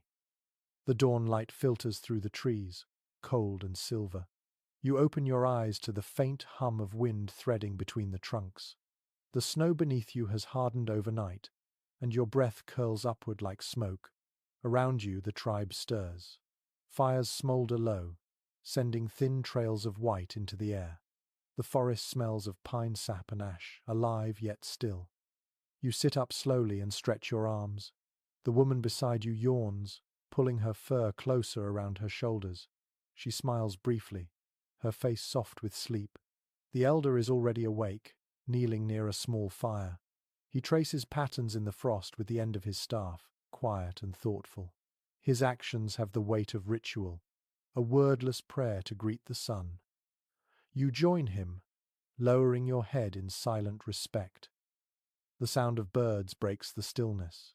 It is faint but clear, a pair of ravens calling from the treetops.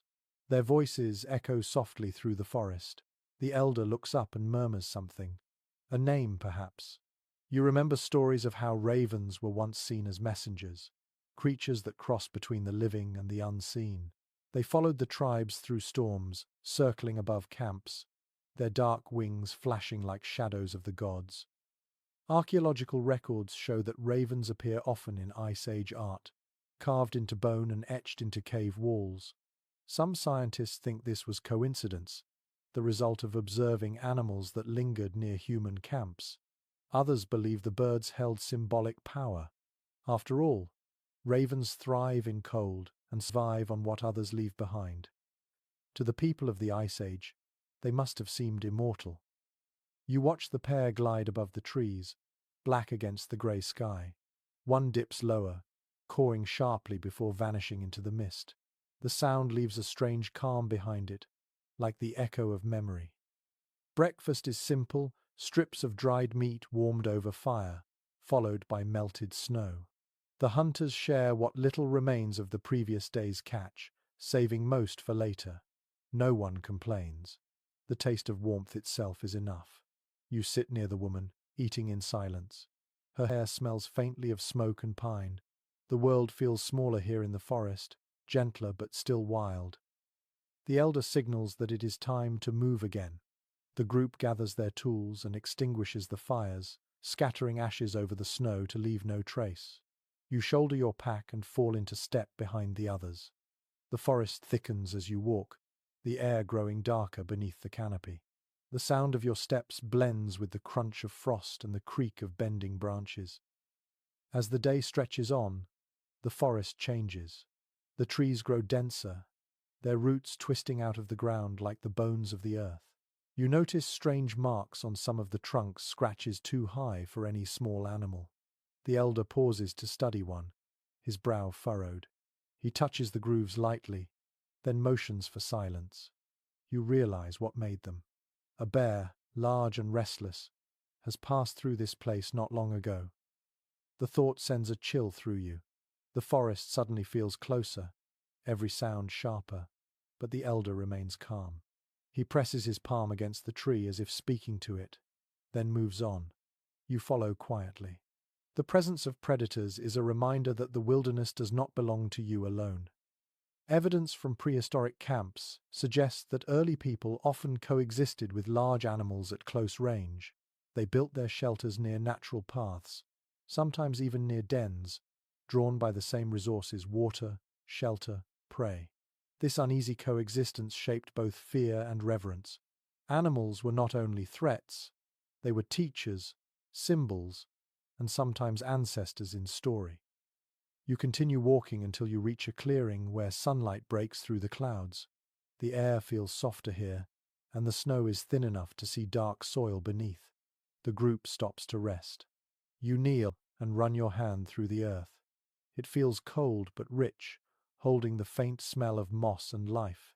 You realize that even in the grip of winter, the world sleeps rather than dies. One of the hunters pulls a small pouch from his belt and scatters something across the ground: powdered bone and crushed seeds. A simple offering. The elder nods in approval. You have seen this ritual before, but it never loses its quiet beauty. It is a way of giving thanks for safe passage, of acknowledging the forest's unseen guardians. Modern scholars debate the origins of such rituals. Some think they were early forms of religion, others see them as practical habits meant to reinforce unity. Whatever their meaning, they reflect a truth that still feels alive in this frozen world. Gratitude is survival's companion. You rise and look around the clearing. The trees sway gently, their tops bending with the wind. The light shifts across the snow, turning gold for a moment before fading back to silver. You can hear the faint rustle of leaves and the occasional snap of a branch underfoot. Every sound feels amplified, like the forest itself is breathing with you. As afternoon turns to dusk, you notice the ravens again, circling high above the treetops. Their silhouettes move in slow spirals, watching. The elder looks up at them and smiles faintly. He tells you that ravens guide travelers home, even when they do not know where home lies. His voice is calm, certain. You wonder if he truly believes it, or if he simply wants the others to feel hope. Either way, the story feels like warmth. The group stops for the night near a cluster of fallen trees that form a natural windbreak. Fires are lit again, and the forest glows with soft orange light. Shadows stretch and merge with the trunks, turning the ground into a sea of flickering color. You sit beside one of the fires, holding your hands to the flame. The woman hums a low tune nearby, the same melody she sang the night before. The elder sits across from you, quiet and thoughtful. He lifts his staff and draws small circles in the snow. When he finishes, he looks up and says a few words that sound like a blessing for the journey ahead. The meaning is simple even without translation. You are alive, the world endures, and tomorrow will come. The fires burn low. The forest grows darker, quieter, deeper. You lean against a log, your eyelids heavy. The raven's calls fade into silence. For a moment, you think you hear the trees whisper a soft, rhythmic creaking that sounds almost like voices speaking to one another. You close your eyes. The sound merges with the heartbeat of the fire, with the breathing of those around you, with the pulse of the forest itself. You feel safe, wrapped in its ancient rhythm. Tomorrow you will walk again, but tonight you rest beneath branches that have stood through endless winters, listening to their slow, eternal song. The snow begins again before dawn, falling in soft, silent waves. You wake to the faint hiss of flakes landing on the branches above. The forest feels different today, hushed and watchful. The air carries the scent of frozen pine and wet bark. When you step outside your small shelter of firs and branches, the world looks renewed. Every footprint from the day before has vanished. The others wake slowly, rubbing their eyes, shaking the snow from their clothes. The fires from last night have burned down to glowing embers, and thin threads of smoke curl upward into the cold air. The elder moves among the sleeping spots, checking that everyone is safe. His steps are slow but sure. Even his presence feels like warmth. Breakfast is brief dried meat, melted snow for water, a few berries preserved in animal fat. The taste is sharp and earthy. You eat while the woman beside you ties her boots tighter, her fingers red from the cold. The snow thickens as you move, each flake spinning in lazy circles before settling onto your hair and fur. The sound of breathing, the crunch of boots, and the distant sigh of the wind become the rhythm of the morning. By mid-morning, visibility fades. The snow grows heavier, swirling like smoke through the trees. The forest turns ghostly, its outlines blurred. You can barely see 10 steps ahead. The group slows its pace, moving close together.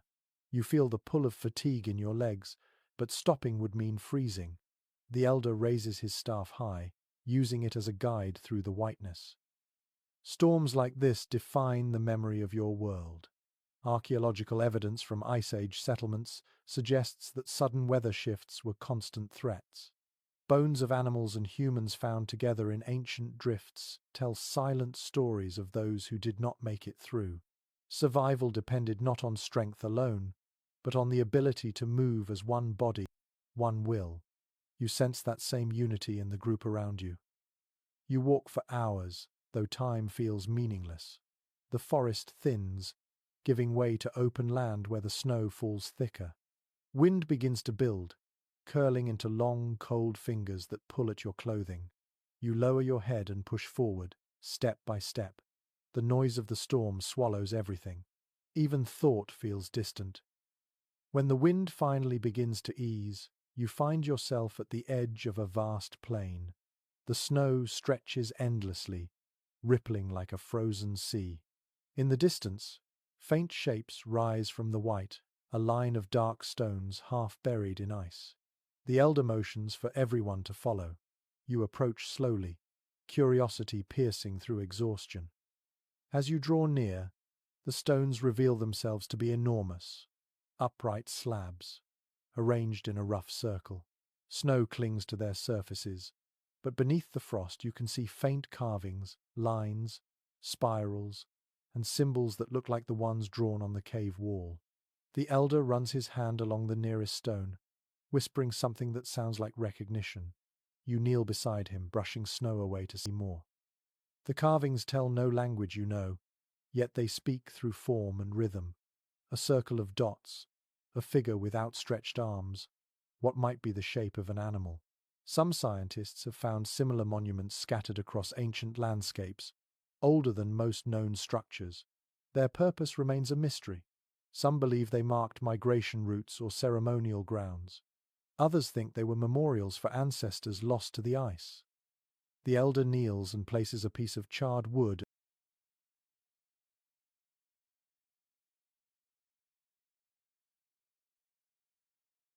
at the base of one stone. The others follow, each offering something small: bone, feather, flint, or a handful of snow. It is a quiet act of gratitude, a promise to remember. You do the same, placing a small piece of fur near the carvings. For a moment, the group stands in stillness, heads bowed, the wind whispering through the circle. You feel an odd pull inside you, a sense of connection beyond time. These stones have seen countless winters. Perhaps others once stood here as you do now, leaving offerings, hoping for protection. The thought humbles you. It also comforts you. You are not the first to endure this, nor will you be the last. The storm begins to ease further, the sky opening just enough for a pale light to shine through. The snow on the stones glows faintly, the carvings catching the light as if alive. The elder lifts his staff again, and you know it is time to move on. Before leaving, you glance back one last time. The circle stands silent but strong, its shadows stretching long across the plain. As you continue walking, the land begins to slope downward.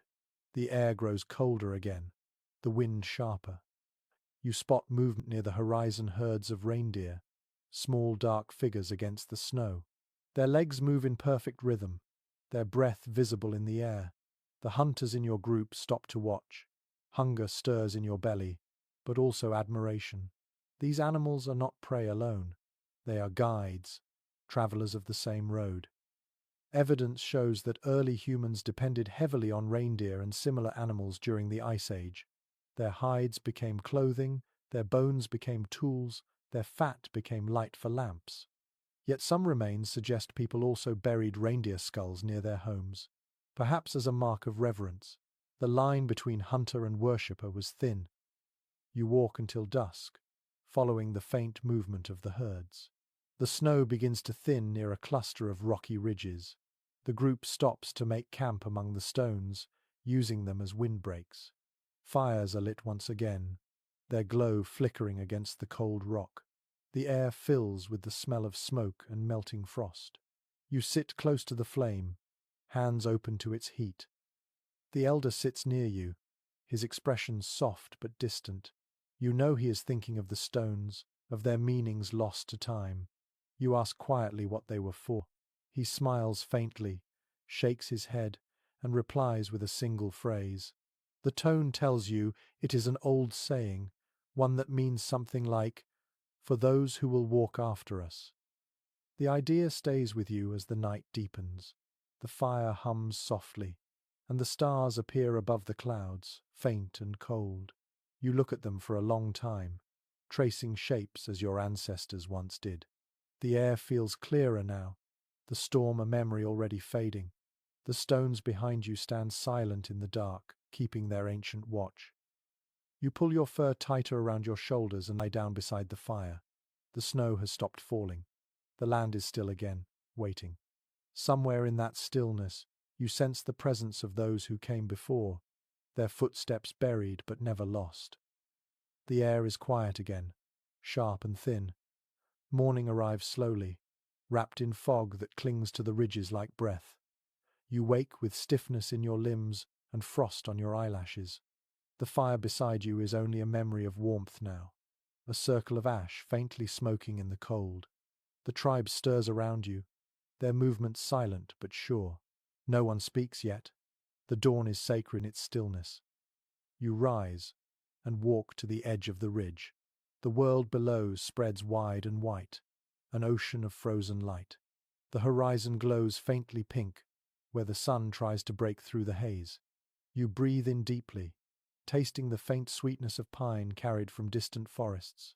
The valley stretches ahead like a path waiting to be written upon.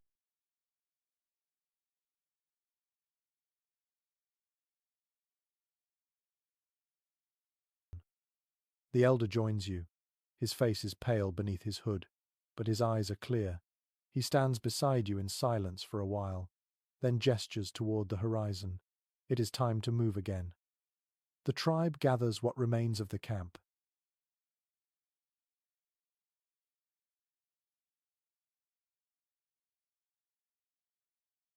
Fires are doused, ashes scattered, stones replaced. The youngest members carry bundles of hide and tools. The hunters shoulder their spears and bows. You check your gear, pulling your furs tighter and adjusting the straps on your pack. The woman who walks beside you ties a strip of cloth around her wrist, a small charm woven with beads of bone. When she notices you looking, she smiles and touches it gently. You realize it is a symbol of protection, a gift from someone long gone. The group begins its slow march down the slope. The snow beneath your feet crunches softly, and the wind hums low through rocks. The path curves downward into the valley, where faint shapes of trees shimmer through the mist. It feels like stepping into another world. As you walk, the sound of the herd returns. Faint at first, then stronger the rhythmic crack of hooves against ice. The reindeer are moving east, a dark, flowing river of life across the plain. The hunters quicken their pace, eyes alert, bodies tense with hunger and anticipation. The elder raises his hand, motioning for quiet.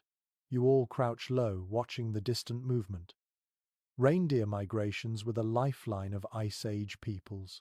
Archaeological evidence shows that entire communities followed these herds year after year, mapping their movements through generations.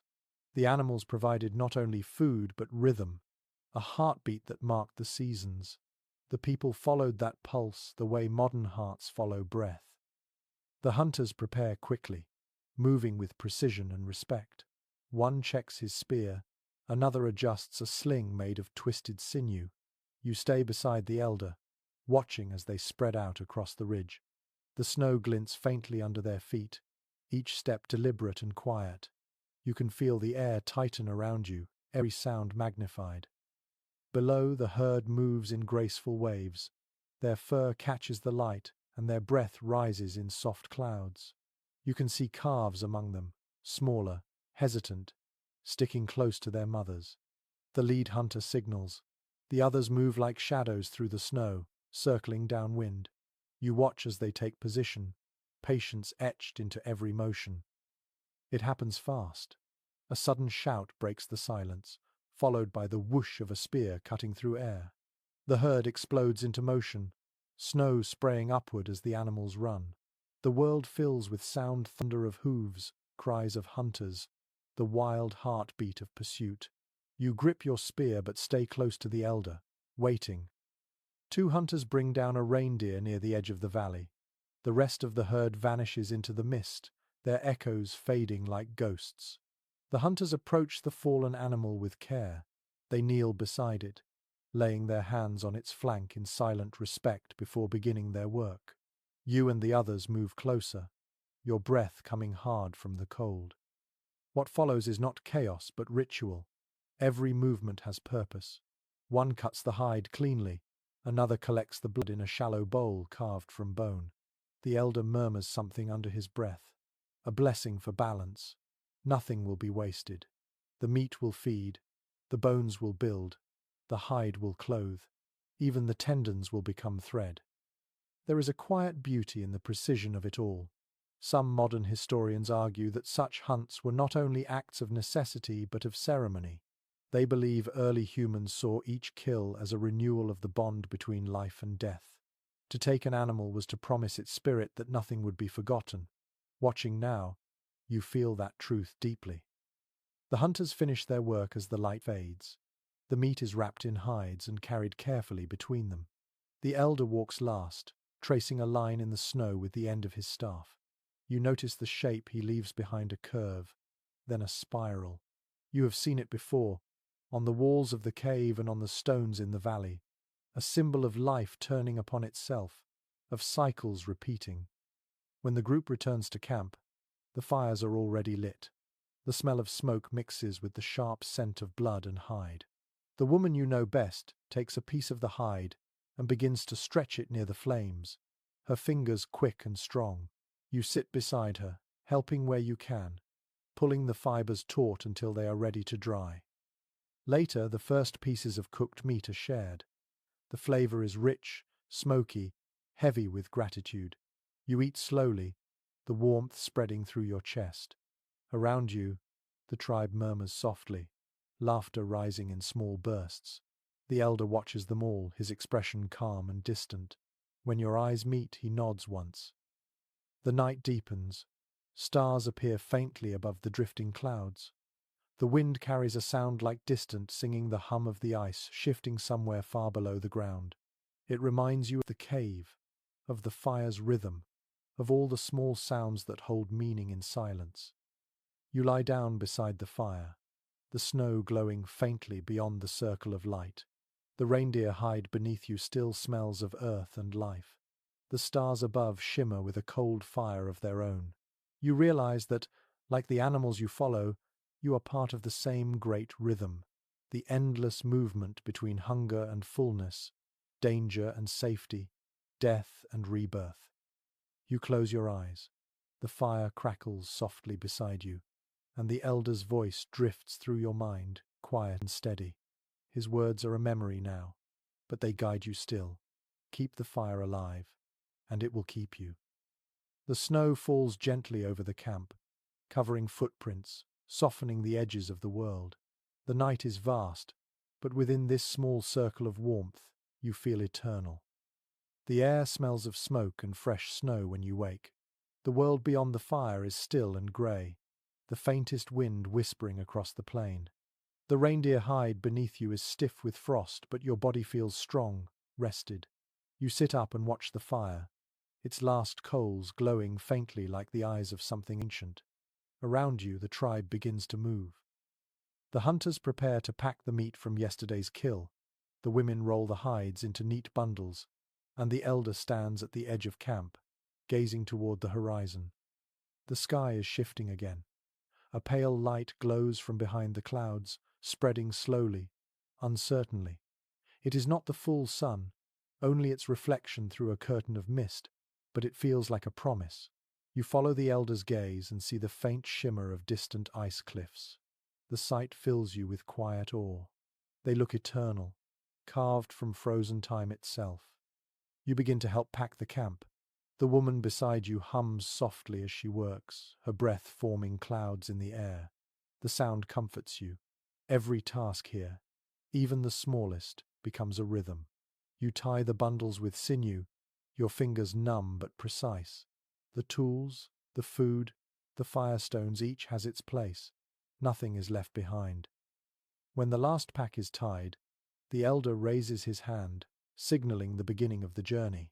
You fall into line behind him, following the narrow trail between the rocks. The wind picks up as you descend into the open plain again. The snow crunches beneath your boots in soft, steady rhythm. The air tastes of salt and ice, heavy but clean. The plain stretches for miles without shape or sound. Only the faint line of the ice cliffs ahead breaks the monotony. You walk for hours.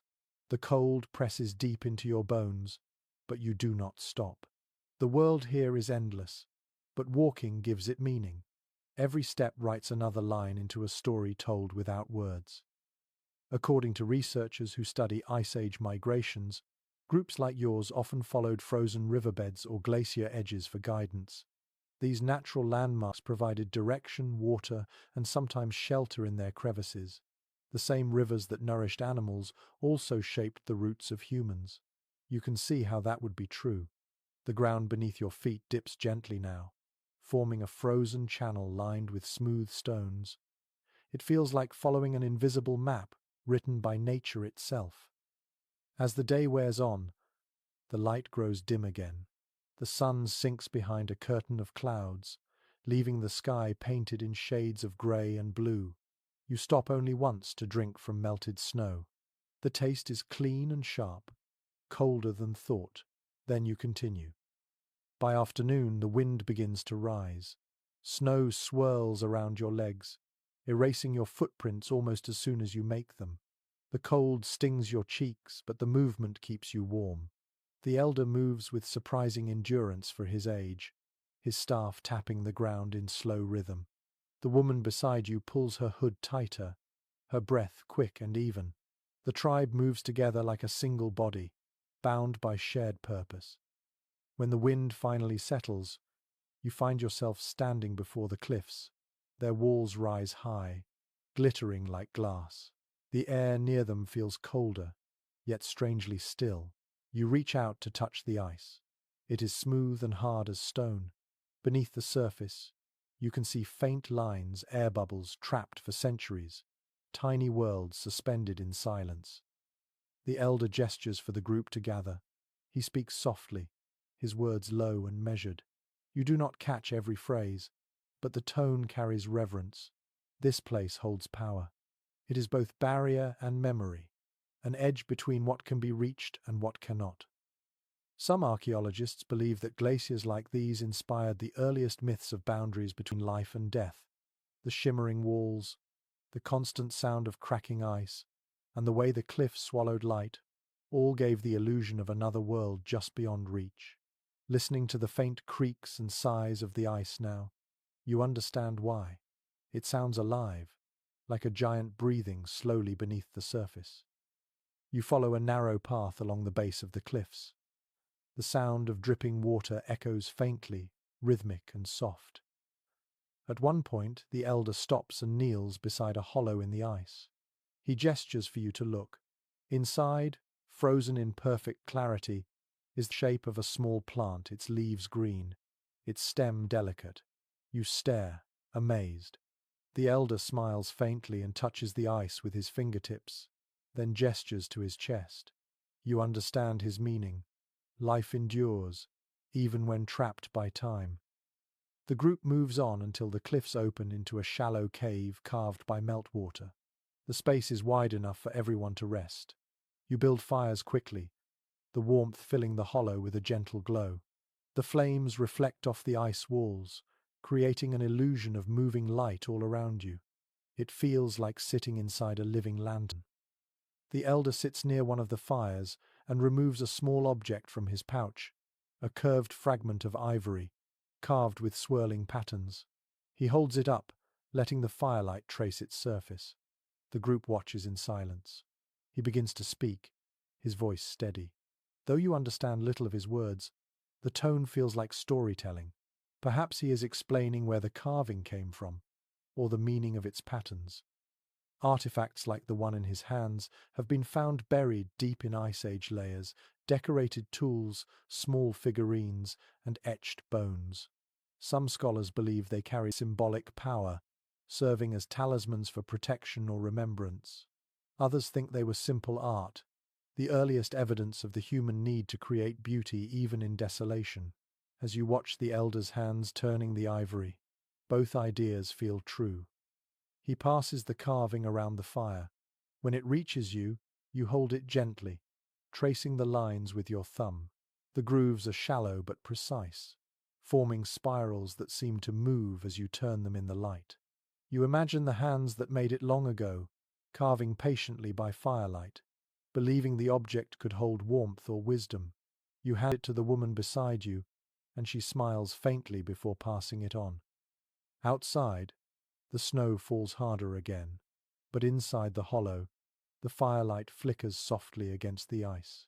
The warmth of bodies, the rhythm of voices, and the sound of cracking wood fill the space with life. You feel the exhaustion of the journey begin to fade, replaced by quiet peace. The elder hums a slow melody, low and deep. The sound reverberates through the ice, echoing softly. The walls seem to respond, humming back. The entire space becomes music, a symphony of breath and flame. You close your eyes, listening. The fire crackles, the wind outside sighs, and somewhere deep within the glacier, water moves unseen. For a brief moment, you feel that you are part of something eternal, the endless circle of movement, survival, and memory. When you finally lie down beside the fading fire, your reflection shimmers faintly on the ice wall. Your face, the elder's face, the others all mirrored in the shifting light. The boundary between past and present blurs, and you understand what the elder meant when he touched the frozen plant.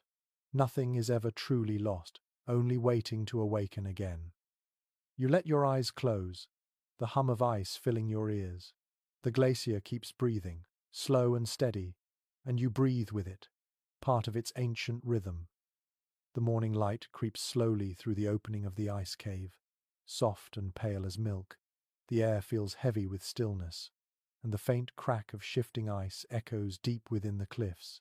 You open your eyes and see the fire burn down to small glowing coals. The warmth still lingers, caught in the hollow of the glacier like a memory refusing to fade. You rise carefully, stretching stiff muscles. The ground beneath you is slick and hard, your breath visible in the dim light. The elder is already awake, crouched near the entrance, his face calm and intent as he studies the horizon. The others begin to stir, their movements slow but steady. The woman beside you yawns softly, her eyes half closed, then smiles faintly when she notices you watching. Outside, the world has changed again. The snow has stopped falling, and the sky shines pale gold through a thin mist. You can see the plains stretching out beyond the ice cliffs, rippled and endless. The storm has passed, leaving silence so complete that even the sound of your heartbeat feels too loud. You step outside, the cold biting gently at your skin. The surface of the glacier gleams like glass under the light. Tiny streams of meltwater trace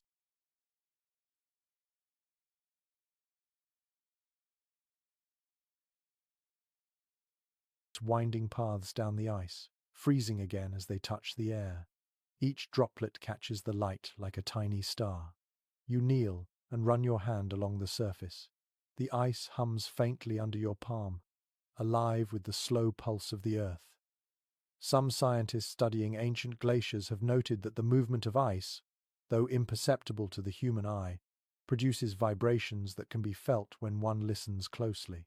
To people of the Ice Age, such sounds might have seemed like voices of the world itself. Standing here, you can imagine believing that the earth is speaking, its breath hidden inside the frozen walls. The elder joins you, resting one hand against the ice. He closes his eyes and stands still for a long time. When he opens them, he gestures toward the distant plains. It is time to move again. The tribe gathers what little they carried into the cave, wrapping it in hides. The hunters adjust their weapons, testing the points of their spears. You pull your hood close and fall in line as the group begins its slow descent from the glacier. The path is narrow, carved by meltwater and wind. The ice glints in the weak light, each step echoing faintly. The air grows warmer as you descend, the temperature changing with every few paces. By the time you reach the plain below, the snow feels softer, almost slushy beneath your boots. You can smell damp earth beneath the frost, a faint, living scent. For the first time in weeks, you see open water. A shallow stream winds through the plain, its surface half frozen, half liquid. The sight feels miraculous. The group stops in silence, staring. The woman beside you laughs quietly, a sound of pure relief. The hunters kneel and dip their hands into the water, drinking deeply. The cold stings your lips as you do the same, but the taste is sweet and fresh, like memory itself. Archaeological evidence suggests that during rare warm spells, melting glaciers revealed hidden rivers and valleys. These brief windows of gentler weather allowed people to travel farther and find new hunting grounds. The discovery of fresh water could mean the difference between death and another season of life. The elder kneels by the stream, filling a hollow bone with water. He sprinkles a few drops onto the ground before drinking. You recognize the gesture now, thanks given to the land. Every sip is an exchange, a promise not to forget what sustains you.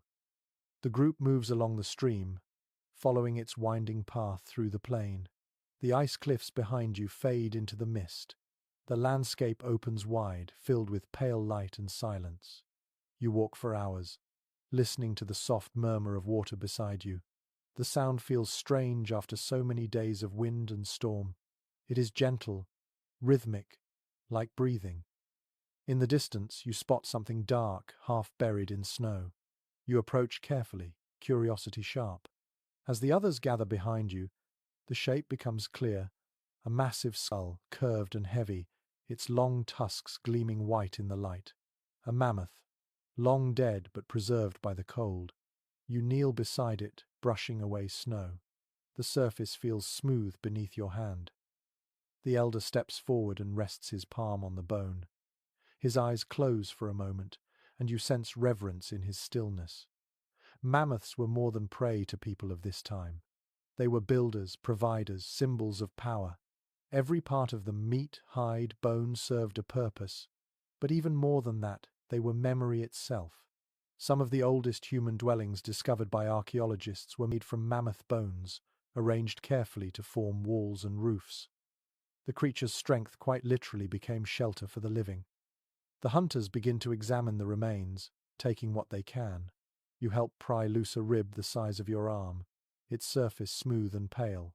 It will make a fine spear shaft or tool. The elder collects a handful of hair from the snow and ties it to his staff. You realize he is marking the journey again, carrying with him the memory of every encounter. When the group moves on, the skull remains behind, half buried but luminous in the pale sun. You glance back once and feel a strange connection, as if some part of the creature still lingers, watching. By late afternoon, the light begins to fade again. You stop to make camp near a rise in the land, where rocks provide a shield from the wind. Fires are lit, their smoke rising gently into the grey sky. The air smells of wet earth and melting frost. You sit near the flame, holding your hands close to the warmth. The woman sits beside you, her face tired but serene. She pulls the charm from her wrist and places it between you. You look at it, a small braid of sinew with 3 beads of carved bone. She smiles and nods, urging you to take it. You hesitate, then close your hand around it. The charm is light but warm from her touch. You slip it around your wrist, feeling its weight settle like a promise. Night deepens. The wind quiets, leaving only the sound of crackling fire and the faint murmur of the stream. The elder sits apart from the group, staring at the horizon. His expression is thoughtful, as if listening to something far away. You wonder if he hears the same low hum of the earth that you felt in the glacier, that strange heartbeat beneath the ice. When you finally lie down to sleep, the charm presses lightly against your wrist, its warmth steady. The firelight flickers on your face, and you close your eyes. The sound of flowing water and the slow breathing of the tribe blend together, forming a single, ancient rhythm. You drift toward dreams, carrying the image of the mammoth skull, the whisper of the ice, and the faint pulse of the living world beneath it all. In your dream, the glacier breathes once more, and the earth answers. The dawn comes quietly, the light soft and gold against the horizon. You wake to the crackle of fire and the scent of damp earth. The air feels warmer than before, the snow beginning to melt into tiny rivulets that trickle through the rocks. The ground beneath your sleeping furs is no longer frozen solid but moist, alive again after its long sleep. When you sit up, a thin mist rises around you, glowing faintly in the early light. The others are already moving. The hunters sharpen their spears, their faces calm and focused. The elder sits nearby, holding his staff upright in the soil. The woman stirs a pot of melted snow mixed with bits of dried meat and herbs. The smell is rich and comforting. You stretch your arms and breathe deeply, feeling warmth in your chest that is not just from the fire.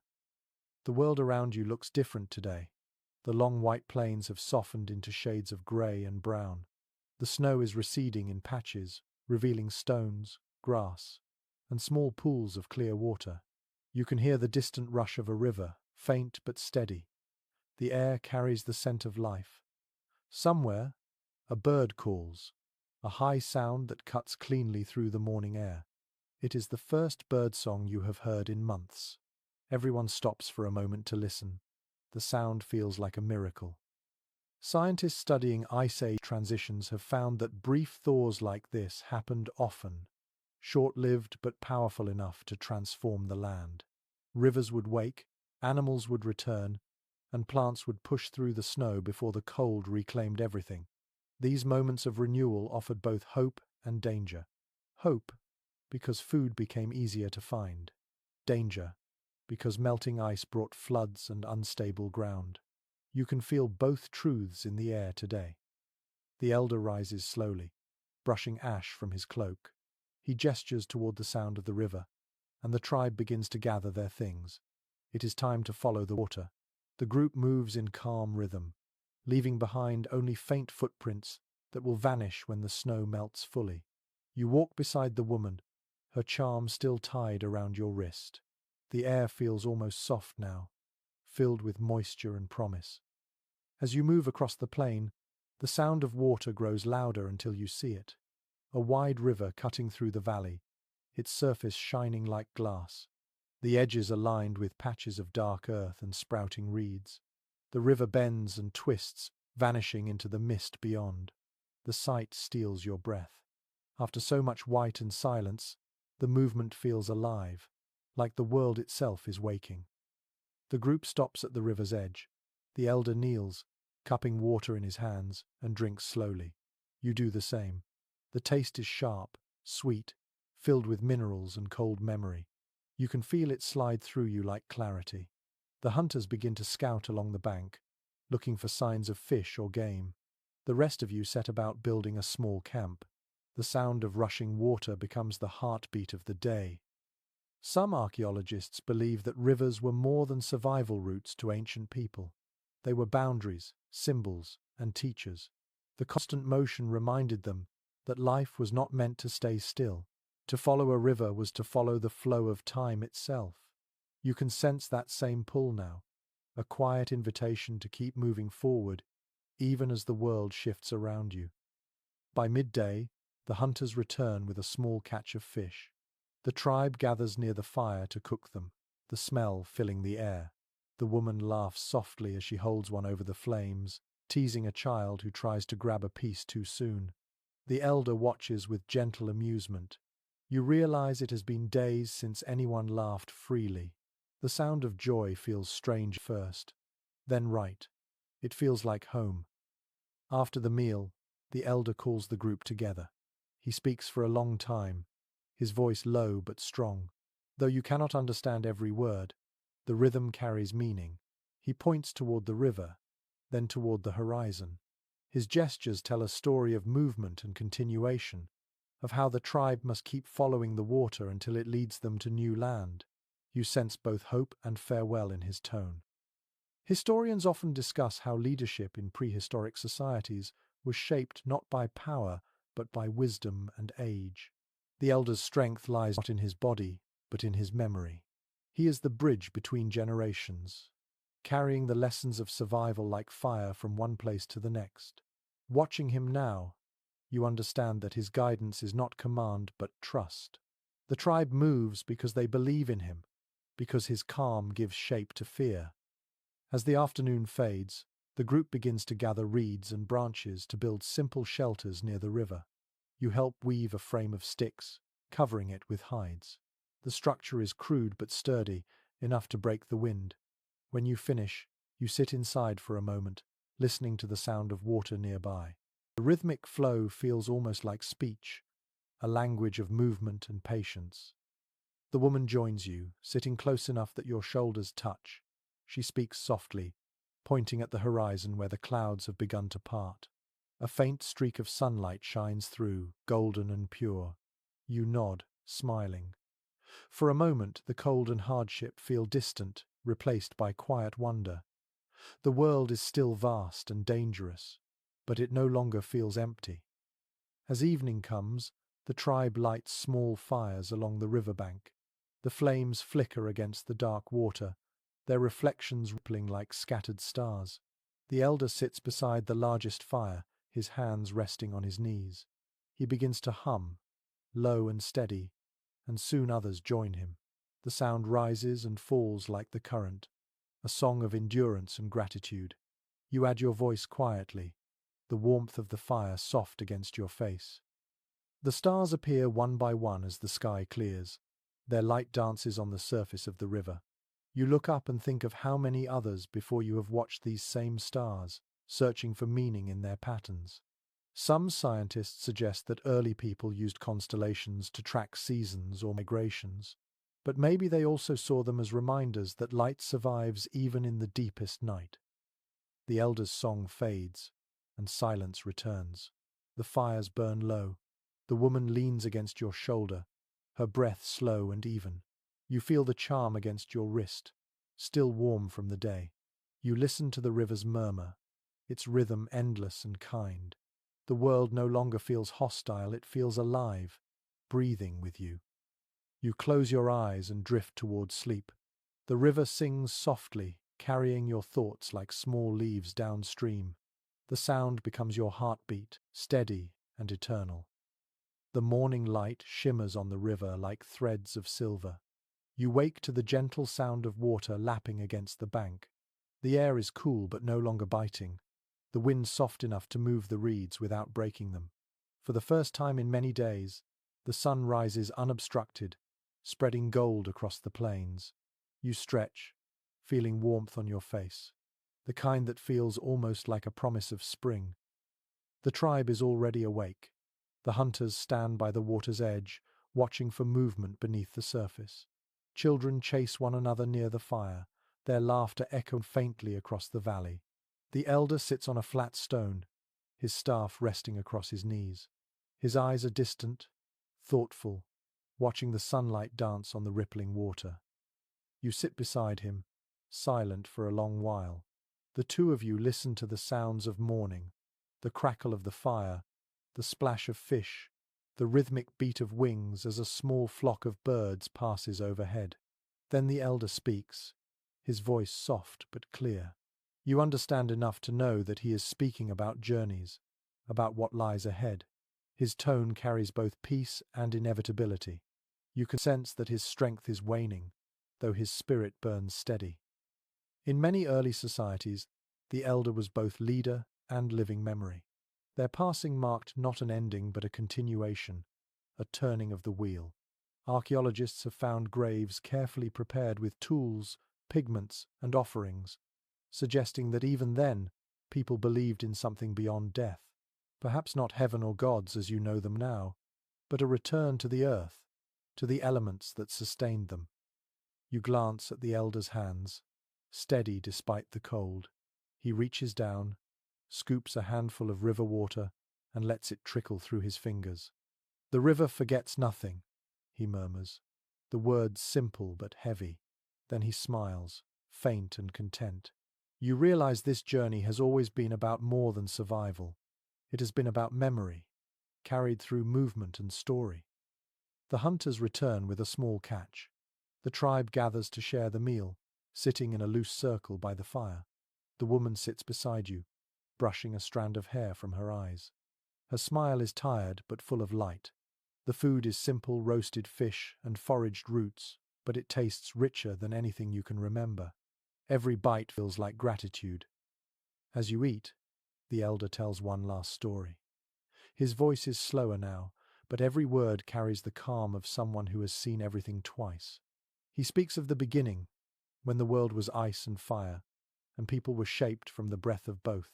He says that every human carries within them a small flame from that first fire, and that to live well is to keep it alive no matter how cold the world becomes. No one interrupts. Even the wind grows quiet as if listening. The flames cast long, trembling shadows across the ground. When he finishes, he looks around the circle, meeting each gaze in turn. His eyes linger on you for a moment longer, and you know what he is saying without words. The fire continues through those who remember. As the sun begins to set, the group prepares to move once more. The elder insists on walking, leaning lightly on his staff. The path follows the river downstream, where the water flows smoother and the land grows darker with soil. You walk beside him, matching his pace. The air smells of wet grass and melting ice. It feels like the earth itself is exhaling after a long sleep. By dusk, you reach a new clearing where the river bends sharply between two rocky hills. The group makes camp there. Fires are lit again, their light mirrored in the water. The sky above glows deep violet, scattered with stars. You sit beside the elder one final time. He is quiet now, his gaze fixed on the flames. The others settle nearby, their movements slow and reverent. He closes his eyes and whispers something that sounds like a prayer, though you do not recognize the words. His breathing slows, blending with the sound of the river. Then, like a candle's final flicker, he is still. The firelight dances across his face, soft and peaceful. The woman takes your hand, her grip firm and steady. The rest of the tribe bows their heads. No one weeps. Instead, they sing softly a low, continuous hum that rises with the wind. You understand now that his journey has ended exactly where it was meant to. The river carries his memory forward, the fire keeps his warmth alive, and the stories he told will travel farther than his body ever could. You close your eyes and listen to the song, letting it sink deep into your bones. Later, when the fire burns low, you take the elder's staff and plant it in the earth beside the river. The water laps gently against its base, catching the reflection of the stars. You whisper a quiet goodbye, though it feels more like thank you. The wind answers with a soft sigh through the reeds. You lie back beside the fire, watching the sky. The stars seem closer now, glowing brighter with every breath. The woman sleeps beside you, her hand resting over yours. The charm on your wrist glints faintly in the light, its warmth still steady. You breathe in the scent of smoke and water and earth, and for the first time, the night feels kind. The cold has not vanished, but it no longer frightens you. The storm, the hunger, the endless movement, all of it feels distant now, part of a greater rhythm that you have finally come to understand. Life continues, fragile but unbroken, carried by those who remember and those who will come after. The fire hums softly, the river murmurs, and your heartbeat slows. You let your eyes close. The world fades into warmth and quiet, like sinking into the arms of time itself. The night drifts deeper, folding